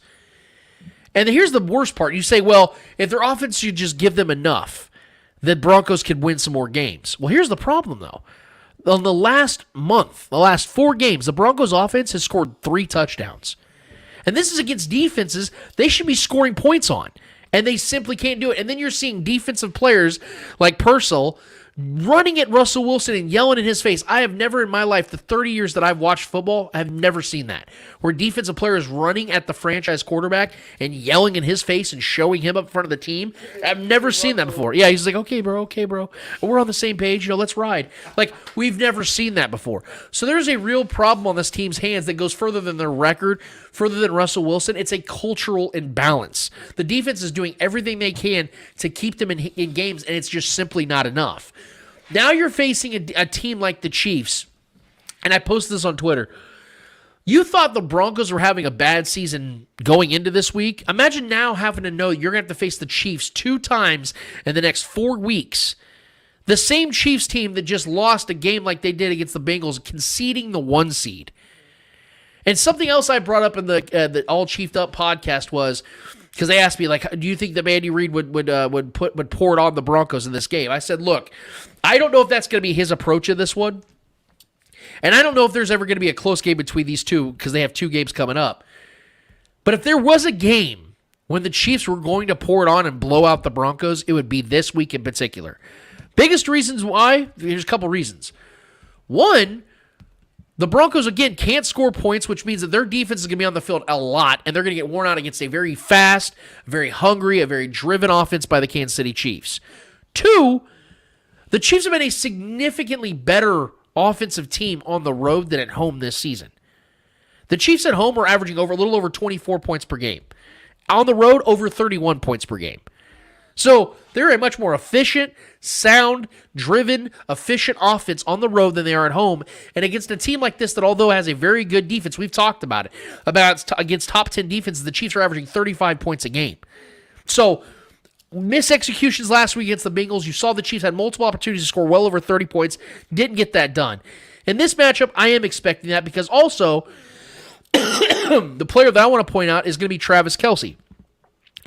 Because there's so much writing on this game for Travis Kelce for the rest of this season. We know that confidence is a big thing for players of all ages, whether it's veterans, rookies, whatever the case may be. There's something that we have not really addressed, but we have to address because being a superstar like Travis Kelce, we tend to just kind of look at all the great things he does and not look at some of the things that maybe he had missed on. We look at the hits, not the misses. Do you realize that Travis Kelce has played a significant role in 2 of the Chiefs' 3 losses this season? Against the Colts in Week 3, he dropped a touchdown that would put the Chiefs up over double digits with 4 minutes to go. That wins them the game. He dropped that touchdown. And then last week against the Bengals, the Chiefs are driving, going down the middle of the field. They're going to score. They were in great rhythm. Fumbles the ball. They're up 24-20, end up getting a touchdown, and end up losing the game. I fully expect from this point on for Travis Kelce to go nuclear until the Chiefs, in my opinion, are going to be holding the Lombardi in Arizona. And here's the other thing about Travis Kelce's season is that he has 12 receiving touchdowns this year. Over 60% of those touchdowns are against AFC West opponents. And since 2018, Travis Kelce has put up 48 receptions for 571 yards and 4 touchdowns in 8 games versus the Broncos. And again, against AFC West opponents this season, he has 18 receptions for 191 yards and 7 touchdowns. I do not think that Travis Kelce is going to slow down this week. You could talk about whether he was sick or not last week or not. There were rumors about that. He didn't look like himself in that game, that's for sure. Didn't have a great game by any means, especially by the standard he's put together over this last 7-8 weeks of the regular season. But I am expecting the Chiefs to come out here really pissed off. And again, style points don't usually matter to me. But after losing the game that the Chiefs lost last week, as frustrating as that was, giving up the 1 seed, knowing how the rest of their schedule is shaping up to look, and how they need to run the table, I think this is a game the Chiefs need to go out and make an absolute statement. They need to go out there and put up points against this Broncos defense to show that they are still what we expected them to be when they got the 1 seed to begin with. When the teams like the Bills choke up and give up the 1 seed, the Chiefs go up and grab it. Having the same record, like Eddie said earlier, having the same record as the Bills just own the tiebreaker. There are too many tiebreakers against the Chiefs at this point. You have to continue to dominate the AFC West. The Chiefs have not only not lost a road game to an AFC West opponent since Patrick Mahomes took over, they've only lost 3 total games to the AFC West since he took over. And again, those are all close, frustrating, nail-biting losses. I don't think the Broncos have an offense that can put up over 10 points in this game. If the Chiefs score 12 points in this game, they're going to win this game. And that's not even disrespect to the Broncos. That's a fact. They will not have Courtland Sutton for this game. They do not have a run game. Russell Wilson is shot. He is washed. He is done. And they have to pay him for another 4 or 5 years. It's like, so this is about as ugly as it's going to get. Nathaniel Hackett talked about it. Head coach of the Broncos talked about how Courtland Sutton will not play in this game.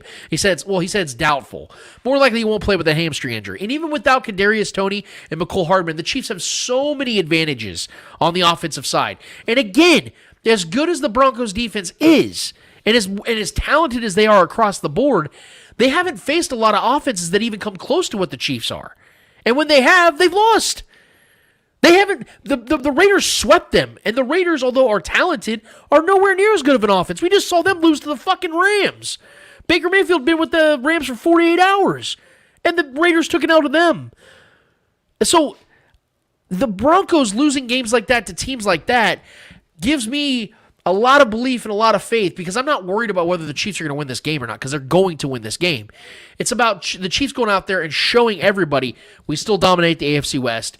Even against good defenses like this on the road, we still will put up a bunch of points. That's exactly what I think the Chiefs are gearing towards right now. Would I have rather, because I had this question asked to me last week, would I rather the Chiefs lose the streak to the Broncos but beat the Bengals? I would actually rather that. I'd rather the Chiefs have beaten the Bengals and then lose to the Broncos. Well, now that isn't a reality. So the Chiefs have to go out there and answer the call, bounce back from a horrendous loss like they just had against Cincinnati this week, knowing how light the schedule is going to be for the next 3 to 4 weeks after this game, Go out there, dominate this opponent. Go out there, feel right about yourself as you go back home to play Seattle. Or not Seattle, they play the, I believe it's the Texans after this, if I'm not mistaken. Yes. They'll have the Texans it's in Houston. I think we both know how that game's probably going to go. The Chiefs right now are 9.5-point favorites with an over-under of 44. Man, I have a hard time believing this is going to be a game that the only way this game will be close is that the Chiefs make the same mistakes they made against the Cincinnati Bengals.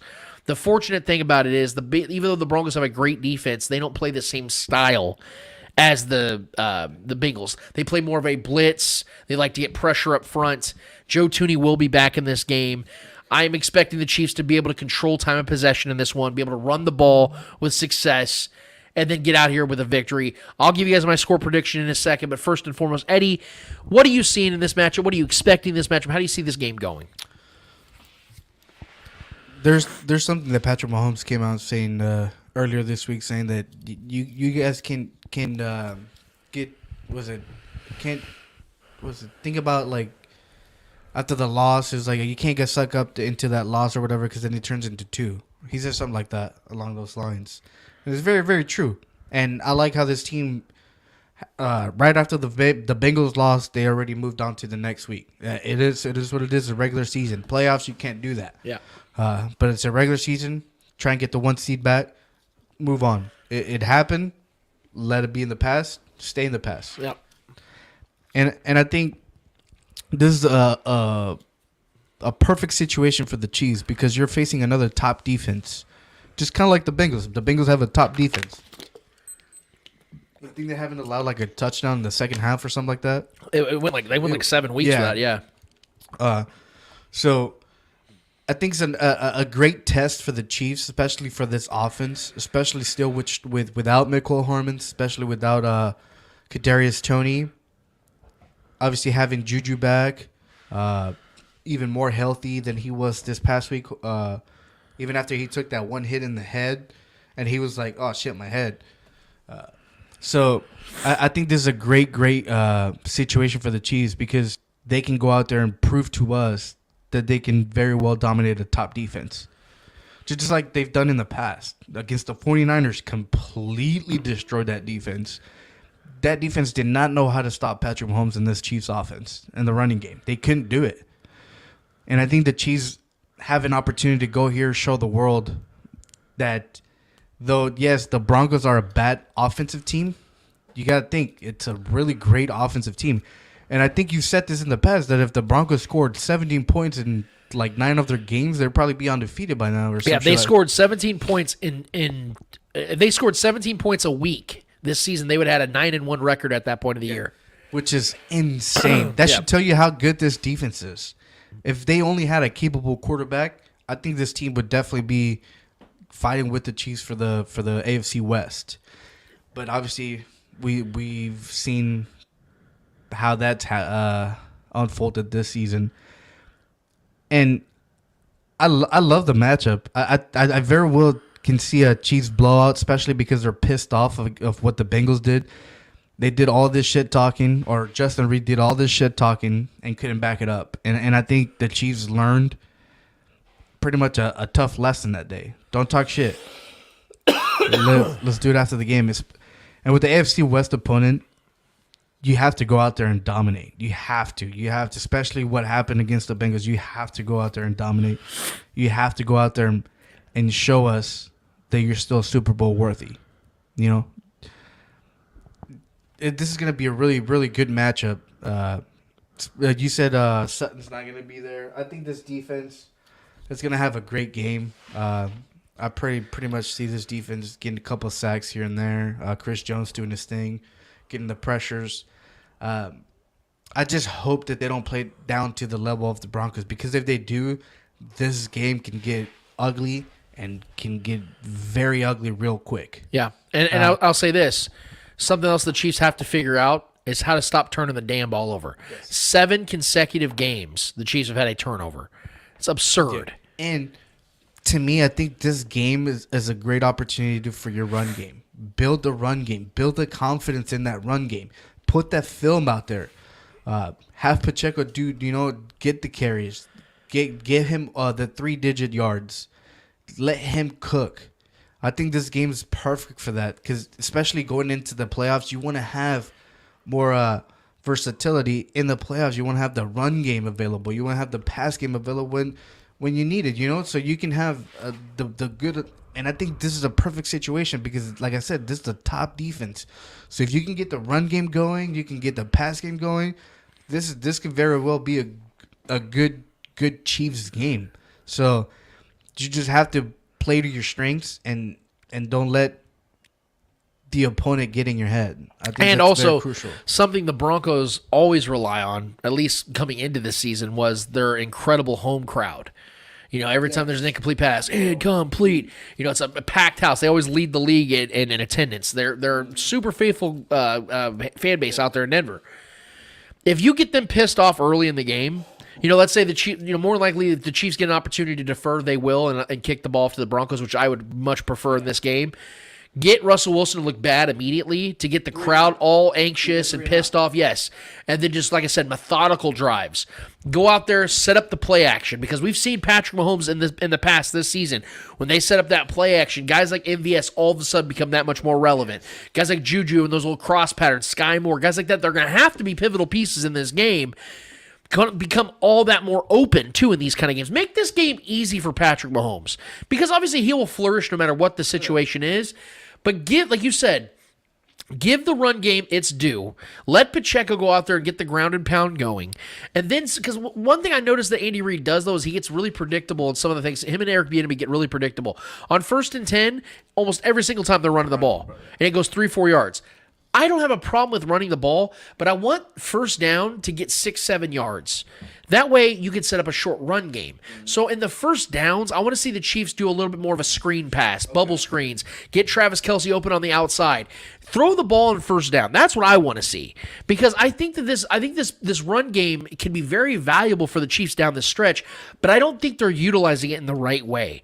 Stop using it on first downs, in my opinion. Start throwing the ball a little bit more, so setting up a 2nd and 3, a 2nd and 2, and let Pacheco go and get that first down.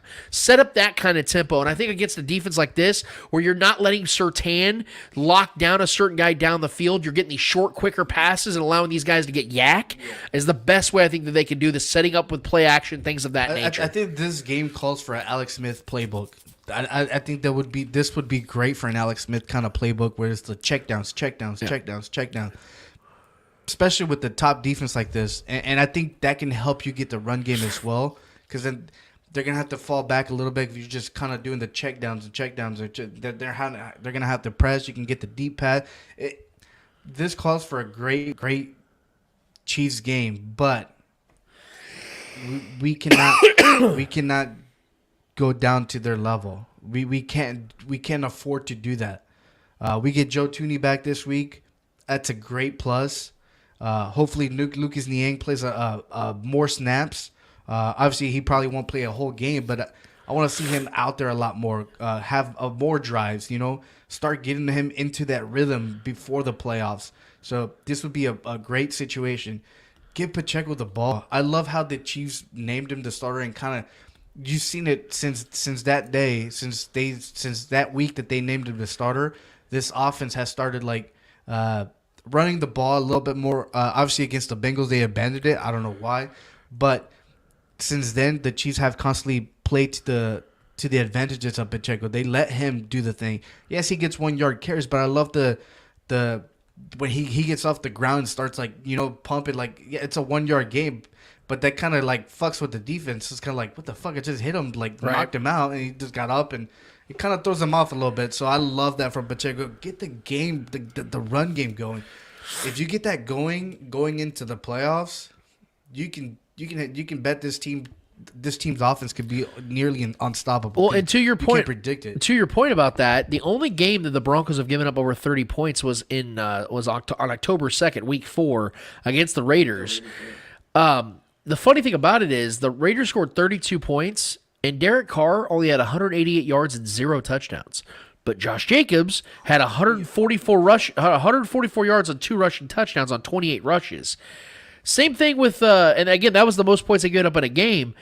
So Derek Carr did nothing in the air, but they couldn't stop the ground game. Now, Josh Jacobs has historically been really good against the Broncos, but I would like to believe that with the people behind the schemes in Kansas City could scheme up a run play or a run attack that can be just as efficient with Isaiah Pacheco running the way like you've been just alluding to.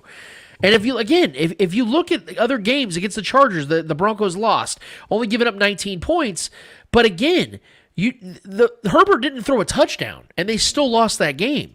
It's because Eckler got in the end zone on the ground game. Like there is a recipe to beat defenses like the Broncos, especially again when they're going to be on the field so much, and Russell Wilson just keeps giving the ball back to the Chiefs, punting the ball 3 and out, fumble, 3 and out, interception, whatever the case is.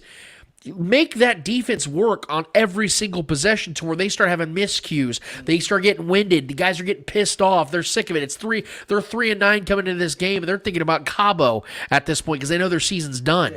Break them. Break them mentally, break them physically, break them emotionally, because they have to come back to Kansas City in 2 weeks after this. The Chiefs play the Texans, and then you have the Broncos coming to Arrowhead. Make them feel like, God damn it, now we got to go to Arrowhead if this team just beat us by 24 points. Like, break them in this game. If there's going to be a game where you beat the shit out of the Broncos, make it this one where you're on the road in their house when they're 3-9, when they feel like, man, this could be our one last shot to make anything of this season. Break them.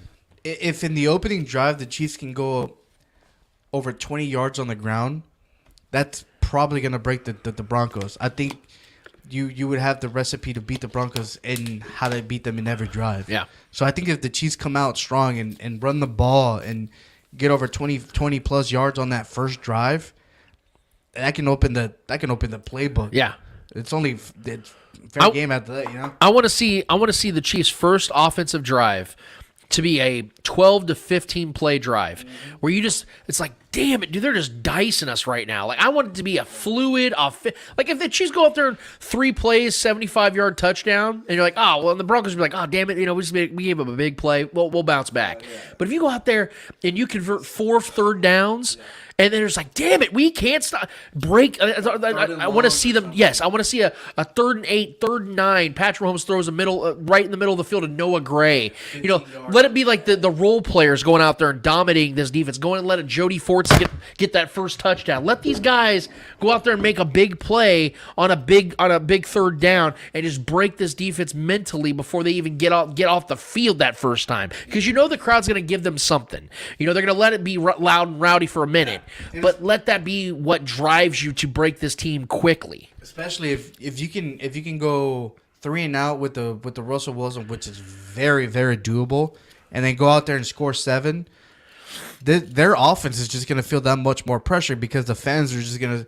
We've seen the fans start booing Russell Wilson before, so if the Chiefs can do that early in the game, they can coast through the whole game. Yep. So we just have to, pound down from the fucking. As soon as Patrick Mahomes snaps the first ball in the first drive, we have to fucking pound down. We can't afford a interception on the first drive, fumble on the first drive, 3 and out. We can't afford to do that. So I like that long. I like how you said it's like that long drive. Get like that 6-minute drive, 7-minute drive. Eat the clock. Tire the defense, because when the offense comes in and you could potentially do a 3 and out, that defense is going to be gas coming right back in. Right. So, just take advantage of what you can. And if you look at in the history, because the Broncos have had a really good defense for years now. I mean, you go back to 2015 when Peyton Manning's final season, their defense is what won them that Super Bowl because their defense was historically great. But since then, the Broncos have always had a top 15 defense in the league. And that didn't stop the Chiefs. You look at it right here. Even before Patrick Mahomes got to Kansas City, the Chiefs beat them in 2016 by 23, beat them by 10 in 2017. And then you look at with the game that Patrick Mahomes actually got injured in 2019, the Chiefs still won by 24. Yeah. And then when Patrick Mahomes came back, they beat him 23-3 by 20 points. And then the next season, Chiefs beat the Broncos 43-16. I don't even think Patrick Mahomes had a touchdown pass in that game, but Dan Sorens had a pick 6. A lot of things went right for the Chiefs. Chiefs won by 13 last year in the first game. I'm just saying the Chiefs have owned this team so much that there is no excuse why this game isn't just in the Chiefs' favor in every regard. While the defense doesn't go out there and just dominate Russell Wilson, and while Patrick Mahomes goes out there and dices up a very good defense. So I'm gonna give you my key players, Eddie. My two guys. I'm gonna keep it very simple because I think these are the two guys that have to have big games in this one to make it a statement victory. I brought him up, and I'll bring him up again. Travis Kelce, having the fumble that he had this last week, needs to go out there, have himself a 7-8 catch, 114-yard, 2-touchdown kind of game, which I do expect him to have because he's done it against the Broncos multiple times since Patrick Mahomes has been their quarterback. I'm expecting it again because I know that he's been holding on to that L all week long. He put that loss on himself as he should because he's a superstar player, one of the leaders of this team, one of the greatest players to ever play this game. I think he's going to go out there and make a statement in this one, go out there and have a big game. I do think some of the others get involved as the game goes on, but I do think that this game is going to be based upon how Travis Kelce helps them move the chains and get into the end zone multiple times early in this game. On the defensive side, they have got to get pressure on Russell Wilson to have him make bad decisions and make him sweat. I think that the building upon what he's already done this season early on will build upon what he does for the rest of the season. I think George Karlaftis is going to have a really good game in this one. The tackles for the Broncos have been really bad. And you see George Karlaftis every single week just seems to get better and better and better. To his credit, the one sack they did get on Joe Burrow, he did break through. He did get the win, and he did get the sack on that one. I think that George Karlaftis is going to have a really good game. I am saying he's going to get a sack in this one. It might actually be a strip sack in this one where he hits Russell Wilson, gets the ball out, Chiefs get the ball from Russell Wilson, get a short fieldage, and get a touchdown on that drive. I'm saying Travis Kelce, George Karlaftis are my guys for the keys of this game. Who do you got, Eddie? You've heard me say run game, run game, run game. I'm going with Pacheco. I'm giving Pacheco over 100 rushing yards. I think this is the game to do it. I think this is the perfect situation for the Chiefs to do it, especially with the kind of schedule that they got left. Yeah. Build up on the run game, especially with you got the Broncos now, then you got the Texans, then you got the Broncos again. Build up on that rush game. And it's only going to get better and better and better, and you need that going into the playoffs because in the playoffs, we've seen it before, especially against the Bengals. You abandon the run game. You ask for the other team to come back and potentially beat you, kind of like what the Bengals did, because you're not able or capable to run the clock game down. So I'm predicting Pacheco going over 100 yards, a touchdown, in this game. So I think I think this is going to be that game for Pacheco. And then defensive side, I'm going to go with Chris Jones, especially after that poor performance against the Bengals. And he was that was the game that he was eyeing on since last season, and he didn't do shit. Yep. I think this Chris Jones has to come out here and get at least 2-3 sacks. He has to get that bad taste out of his mouth. He has to get that confidence back, that confidence boot. And I think him getting a few sacks on Russell Wilson, especially on the AFC West opponent, I think can help you get that boost back, can help you get that confidence back. So I think Chris Jones is going to have a great game in this one with probably potentially a couple sacks. Yep. And then have a look at the score of this game. I'm going to give the Chiefs a big benefit of the doubt here, man. I really do think they're going to put up some points in this game. I know the Broncos have a good defense, as we've talked about over and over and over again. But I do think the Chiefs are going to come out here. Patrick Mahomes is going to show everybody again why he is still the MVP in my eyes.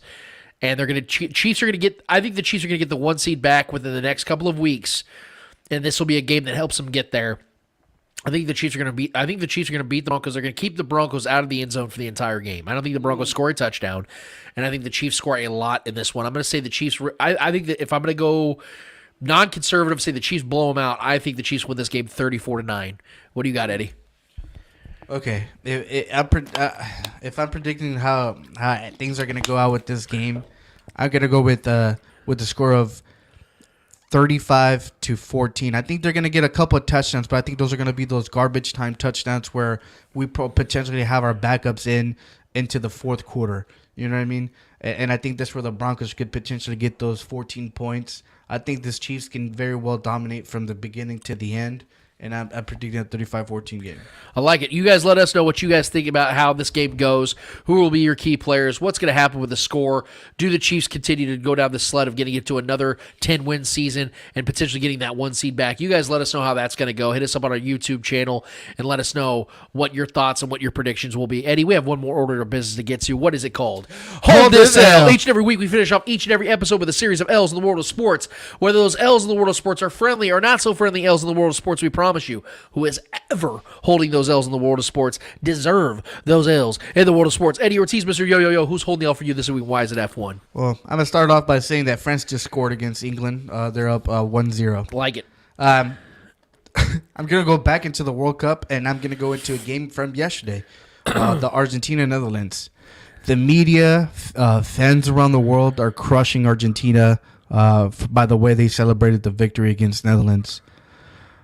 We go back to those unwritten rules that we were talking about earlier. Those, big games are. What did you say about the something about the players when with the bat flick? You're like like celebrating home runs. Yeah. Unwritten rules. Yeah. The media, the fans have been crushing Argentina by the way they celebrated because they celebrated in Netherlands' face, kind of mocking them. I love that from them, especially after what the Netherlands did to them throughout the whole to the days leading up to that matchup. With the Netherlands coach going out there and saying it's like, well, when Argentina's attacking, he runs through Messi, but when they defend, Argentina really plays with only 10 players because Messi's non-existent. And obviously, players talking that shit during the game. During the penalty shootout, 4 players on Argentina's last kick. 4 Netherlands players went up to the last kicker and trying to intimidate him. And then Argentina, obviously, with the heat of the game, how the whole thing went on, they pretty much celebrated in their face that penalty kick. And the media are crushing them for it, saying it's like, don't make fun of the people that are down, or don't kick them when they're down. Have respect. You guys are role models to children. Children are seeing this. All I gotta say is to those people that like the unwritten rules, you guys grew up with participation trophies. If you disrespect me, why should I respect you after the game? Oh, well, NFL players, they hug each other after the game. Boxing, not all boxing matches, not all UFC fights. Did we not see the McGregor-Khabib fight? What happened at the end? Yeah.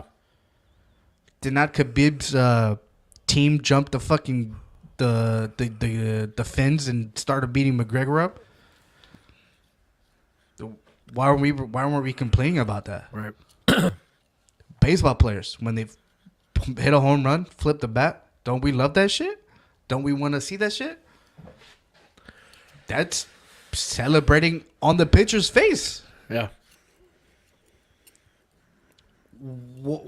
What's the difference between that and Argentina celebrating on Netherlands' face after all that shit talking they did? You know what I mean? All these people complaining about you being role models. You guys are superstars. Messi, he's not the leader that we all thought. Yada, yada. Fuck you. That's all I got to say. It's the World Cup. If you gonna fucking shit talk me, you're accepting the repercussions that come with that. Yeah. Oh, it's all left on the field, blah, blah. It happened during the game. They shouldn't hold the grudge. Said who? It's personal to a lot of people, man. That's what's annoying. That's all I've been seeing on social media today, especially on Twitter. It sucks seeing it from guys that I look up to in the media world, especially in the soccer world. It sucks. But man, let them be. Let them celebrate. Let them get that shit off. It's the World Cup. They're playing for an entire country. So to those fans, to those media reporters, to anybody judging and saying stuff about Argentina and the way they celebrated, you're going to have to do me a favor and hold this L. Yeah, I always love attacking the good old unwritten rules. So I actually want to hand out a W first and foremost to a guy that I think saved his NFL career this year, and I briefly mentioned him just a minute ago, but I'm going to mention him again. Baker Mayfield went out there and made a statement this week. I didn't know if he was going to play in this game or not. I know that John Wolford was healthy, and the backup for Matt Stafford, longtime backup now for the Rams. And I wasn't expecting to play if at all, really. But after the first drive, I think that McVay's like, look, he's had 48 hours with the team. He's familiar with some of the verbiage that we've had here because he used to have a coach back with the Browns that had the same language that we use here in L.A. So it was easier for Baker Mayfield in that regard. But let's not make it sound like it was easy for him at all. I don't think he practiced. No new team. Now, the cool thing with Baker is he actually did anticipate getting picked up by the Rams. So he bought a ticket before they actually told him they were picking him up to go to L.A. So he was already anticipating this. And so he goes out there. I ain't going to lie. I watched like the first three and a half quarters of this game, and I was like, yeah, the Raiders are going to win this game. It's ugly. This is terrible. Baker's had some good throws, but let's be real, man. Like, you can't really expect him to go out there and win this kind of game. And in the fourth quarter, the Rams had 3 points going into the fourth quarter. With 3 minutes left. With 3 minutes left. And they scored 2 touchdowns. And the final touchdown, not only did Baker Mayfield lead a game-winning drive against the Raiders, he led the longest drive under 2 minutes for a game-winning drive in the history of the NFL. It was a 98-yard drive with a team that he had been on for less than 2 full days. I could hand an L to the Raiders right now for that, but I want to praise Baker because if we're being honest here, this is his third team in the last 9 months that he's been on. Third team. And he was a backup for the Panthers on and off and was supposed to be a backup for the Rams now. But now he's won himself the starting job with the Rams for the foreseeable future. And even if the Rams don't hold on to him, which I don't expect they will, because I think Matt Stafford does come back for another year if he's healthy, he's got himself an opportunity to get traded to another team that he could potentially start for. I think this resurrected his career, saved his career, and has a real opportunity to be a starter for another NFL team for at least another season. It's out there. It's out there now for Baker, and his the entire viewpoint of Baker Mayfield has changed just like that over one single win, and he looked really good at the end. And it was so funny. I heard Trevor screaming, "Lance!" at the end of the game. I'm falling asleep, and I hear him from upstairs. It was amazing, and I'm happy for Baker. I don't expect this guy to be a long-term franchise quarterback for anybody, but when the chips are down, Baker likes to play in chaos, and he usually comes up big in those types of moments, and that's what makes him who he is, despite the fact he's headbutting teammates with their helmets on while he doesn't have a damn helmet on. Look past all that stuff, man. I am so happy for him, and I wanted to throw a dub out there for my guy Baker Mayfield because that was more than deserving. But I'm gonna bring my L back here to Kansas City. I came out last week and I said that I prefer it when the opposition talks before facing the Chiefs to give the Chiefs that chip. But I did have zero problem with the Chiefs being the ones that talk big as long as it's backed up with action. I've stood by that. I said, look, if you're going to talk shit, you better back that shit up. And Eddie's talked about it. That right now, talking shit's been taking L's lately. And there was no bigger L than the one that was handed here in Kansas City. And I was okay with Justin Reed being the one to talk shit because he was the guy that was the veteran in the secondary outside of L'Jarius Sneed and Juan Thornhill. He was the veteran player. He was the guy that was brought in here in Kansas City to be that difference maker, to be a difference maker both on and off the field from Tyrann Mathieu, because a lot of people had a problem with Tyrann Mathieu making business decisions on the field and the things he utilized social media for a lot of times against Chiefs fans. So he was supposed to be a difference maker in those two regards. He made zero difference in this game. And in fact, he made more noise in the post-game interviews and Twitter following said underwhelming performance than he did an actual underwhelming performance. Coming out with a different tune, apologizing for what he said in the post-game, but only apologizing for getting the names wrong of the players, not for what he actually said. Not for saying, I'm going to lock these guys up and causing a controversy. Andy Reid having to come out and say that, yeah, he didn't know that, but he's new here. He'll learn. Didn't apologize for that. Didn't apologize for speaking out. He apologized for just getting their names mixed up. After the fact, after what happened, and then as if that was the point of any of this, nobody cared about him getting the names wrong. They cared about him being somebody that did something that was so uncharacteristic for a Chiefs player under Andy Reid that when it doesn't go the way it's supposed to, or you didn't fulfill your end of the bargain, it makes you look even worse. And then 2 days later, on a Tuesday, goes on Twitter and says, unpopular opinion, quote, unpopular opinion, we lost, ... but I was still right. Cry about it. End quote. He, again, I can't emphasize this enough. Justin Reid was supposed to be an upgrade from Tyrann Mathieu. But all he's been is more of the same on both the field and now on Twitter. He's more concerned about how he's viewed than how the team is viewed. Bro, you can't come out 2 days after getting dribbled on a football field and say, but I was still right. And here's the other thing. Don't try and sell yourself as this team-first guy to the fan base when you tweet stupid shit like that 2 days after the biggest loss of the season. Because here's the thing. No one gives a shit if you were right. You lost the game. You were ineffective in this game. You lost the 1 seed in the AFC. That's the important part in all of this. That's the whole point in all of this. Not whether you were right about some stupid-ass prediction you made that meant nothing and didn't help change the outcome whatsoever. Justin Reid asks for the noise, and now he's getting it. If you're going to open your mouth, you better back it up. Otherwise, you're going to hold L's on and off the field. So with that, Justin Reid, do me a solid and hold this L. God, I hope he just doesn't talk for the rest of the season. I'm good with guys talking, but if you better back it up and not go out there and look like a basketball in Steph Curry's hands, man, when you're out there trying to make a tackle and then just absolutely have a blunderous loss like that. It just makes no sense at all. Just stay in your lane, bro. Just play football. Try to be a difference maker before you go out there and start saying stuff.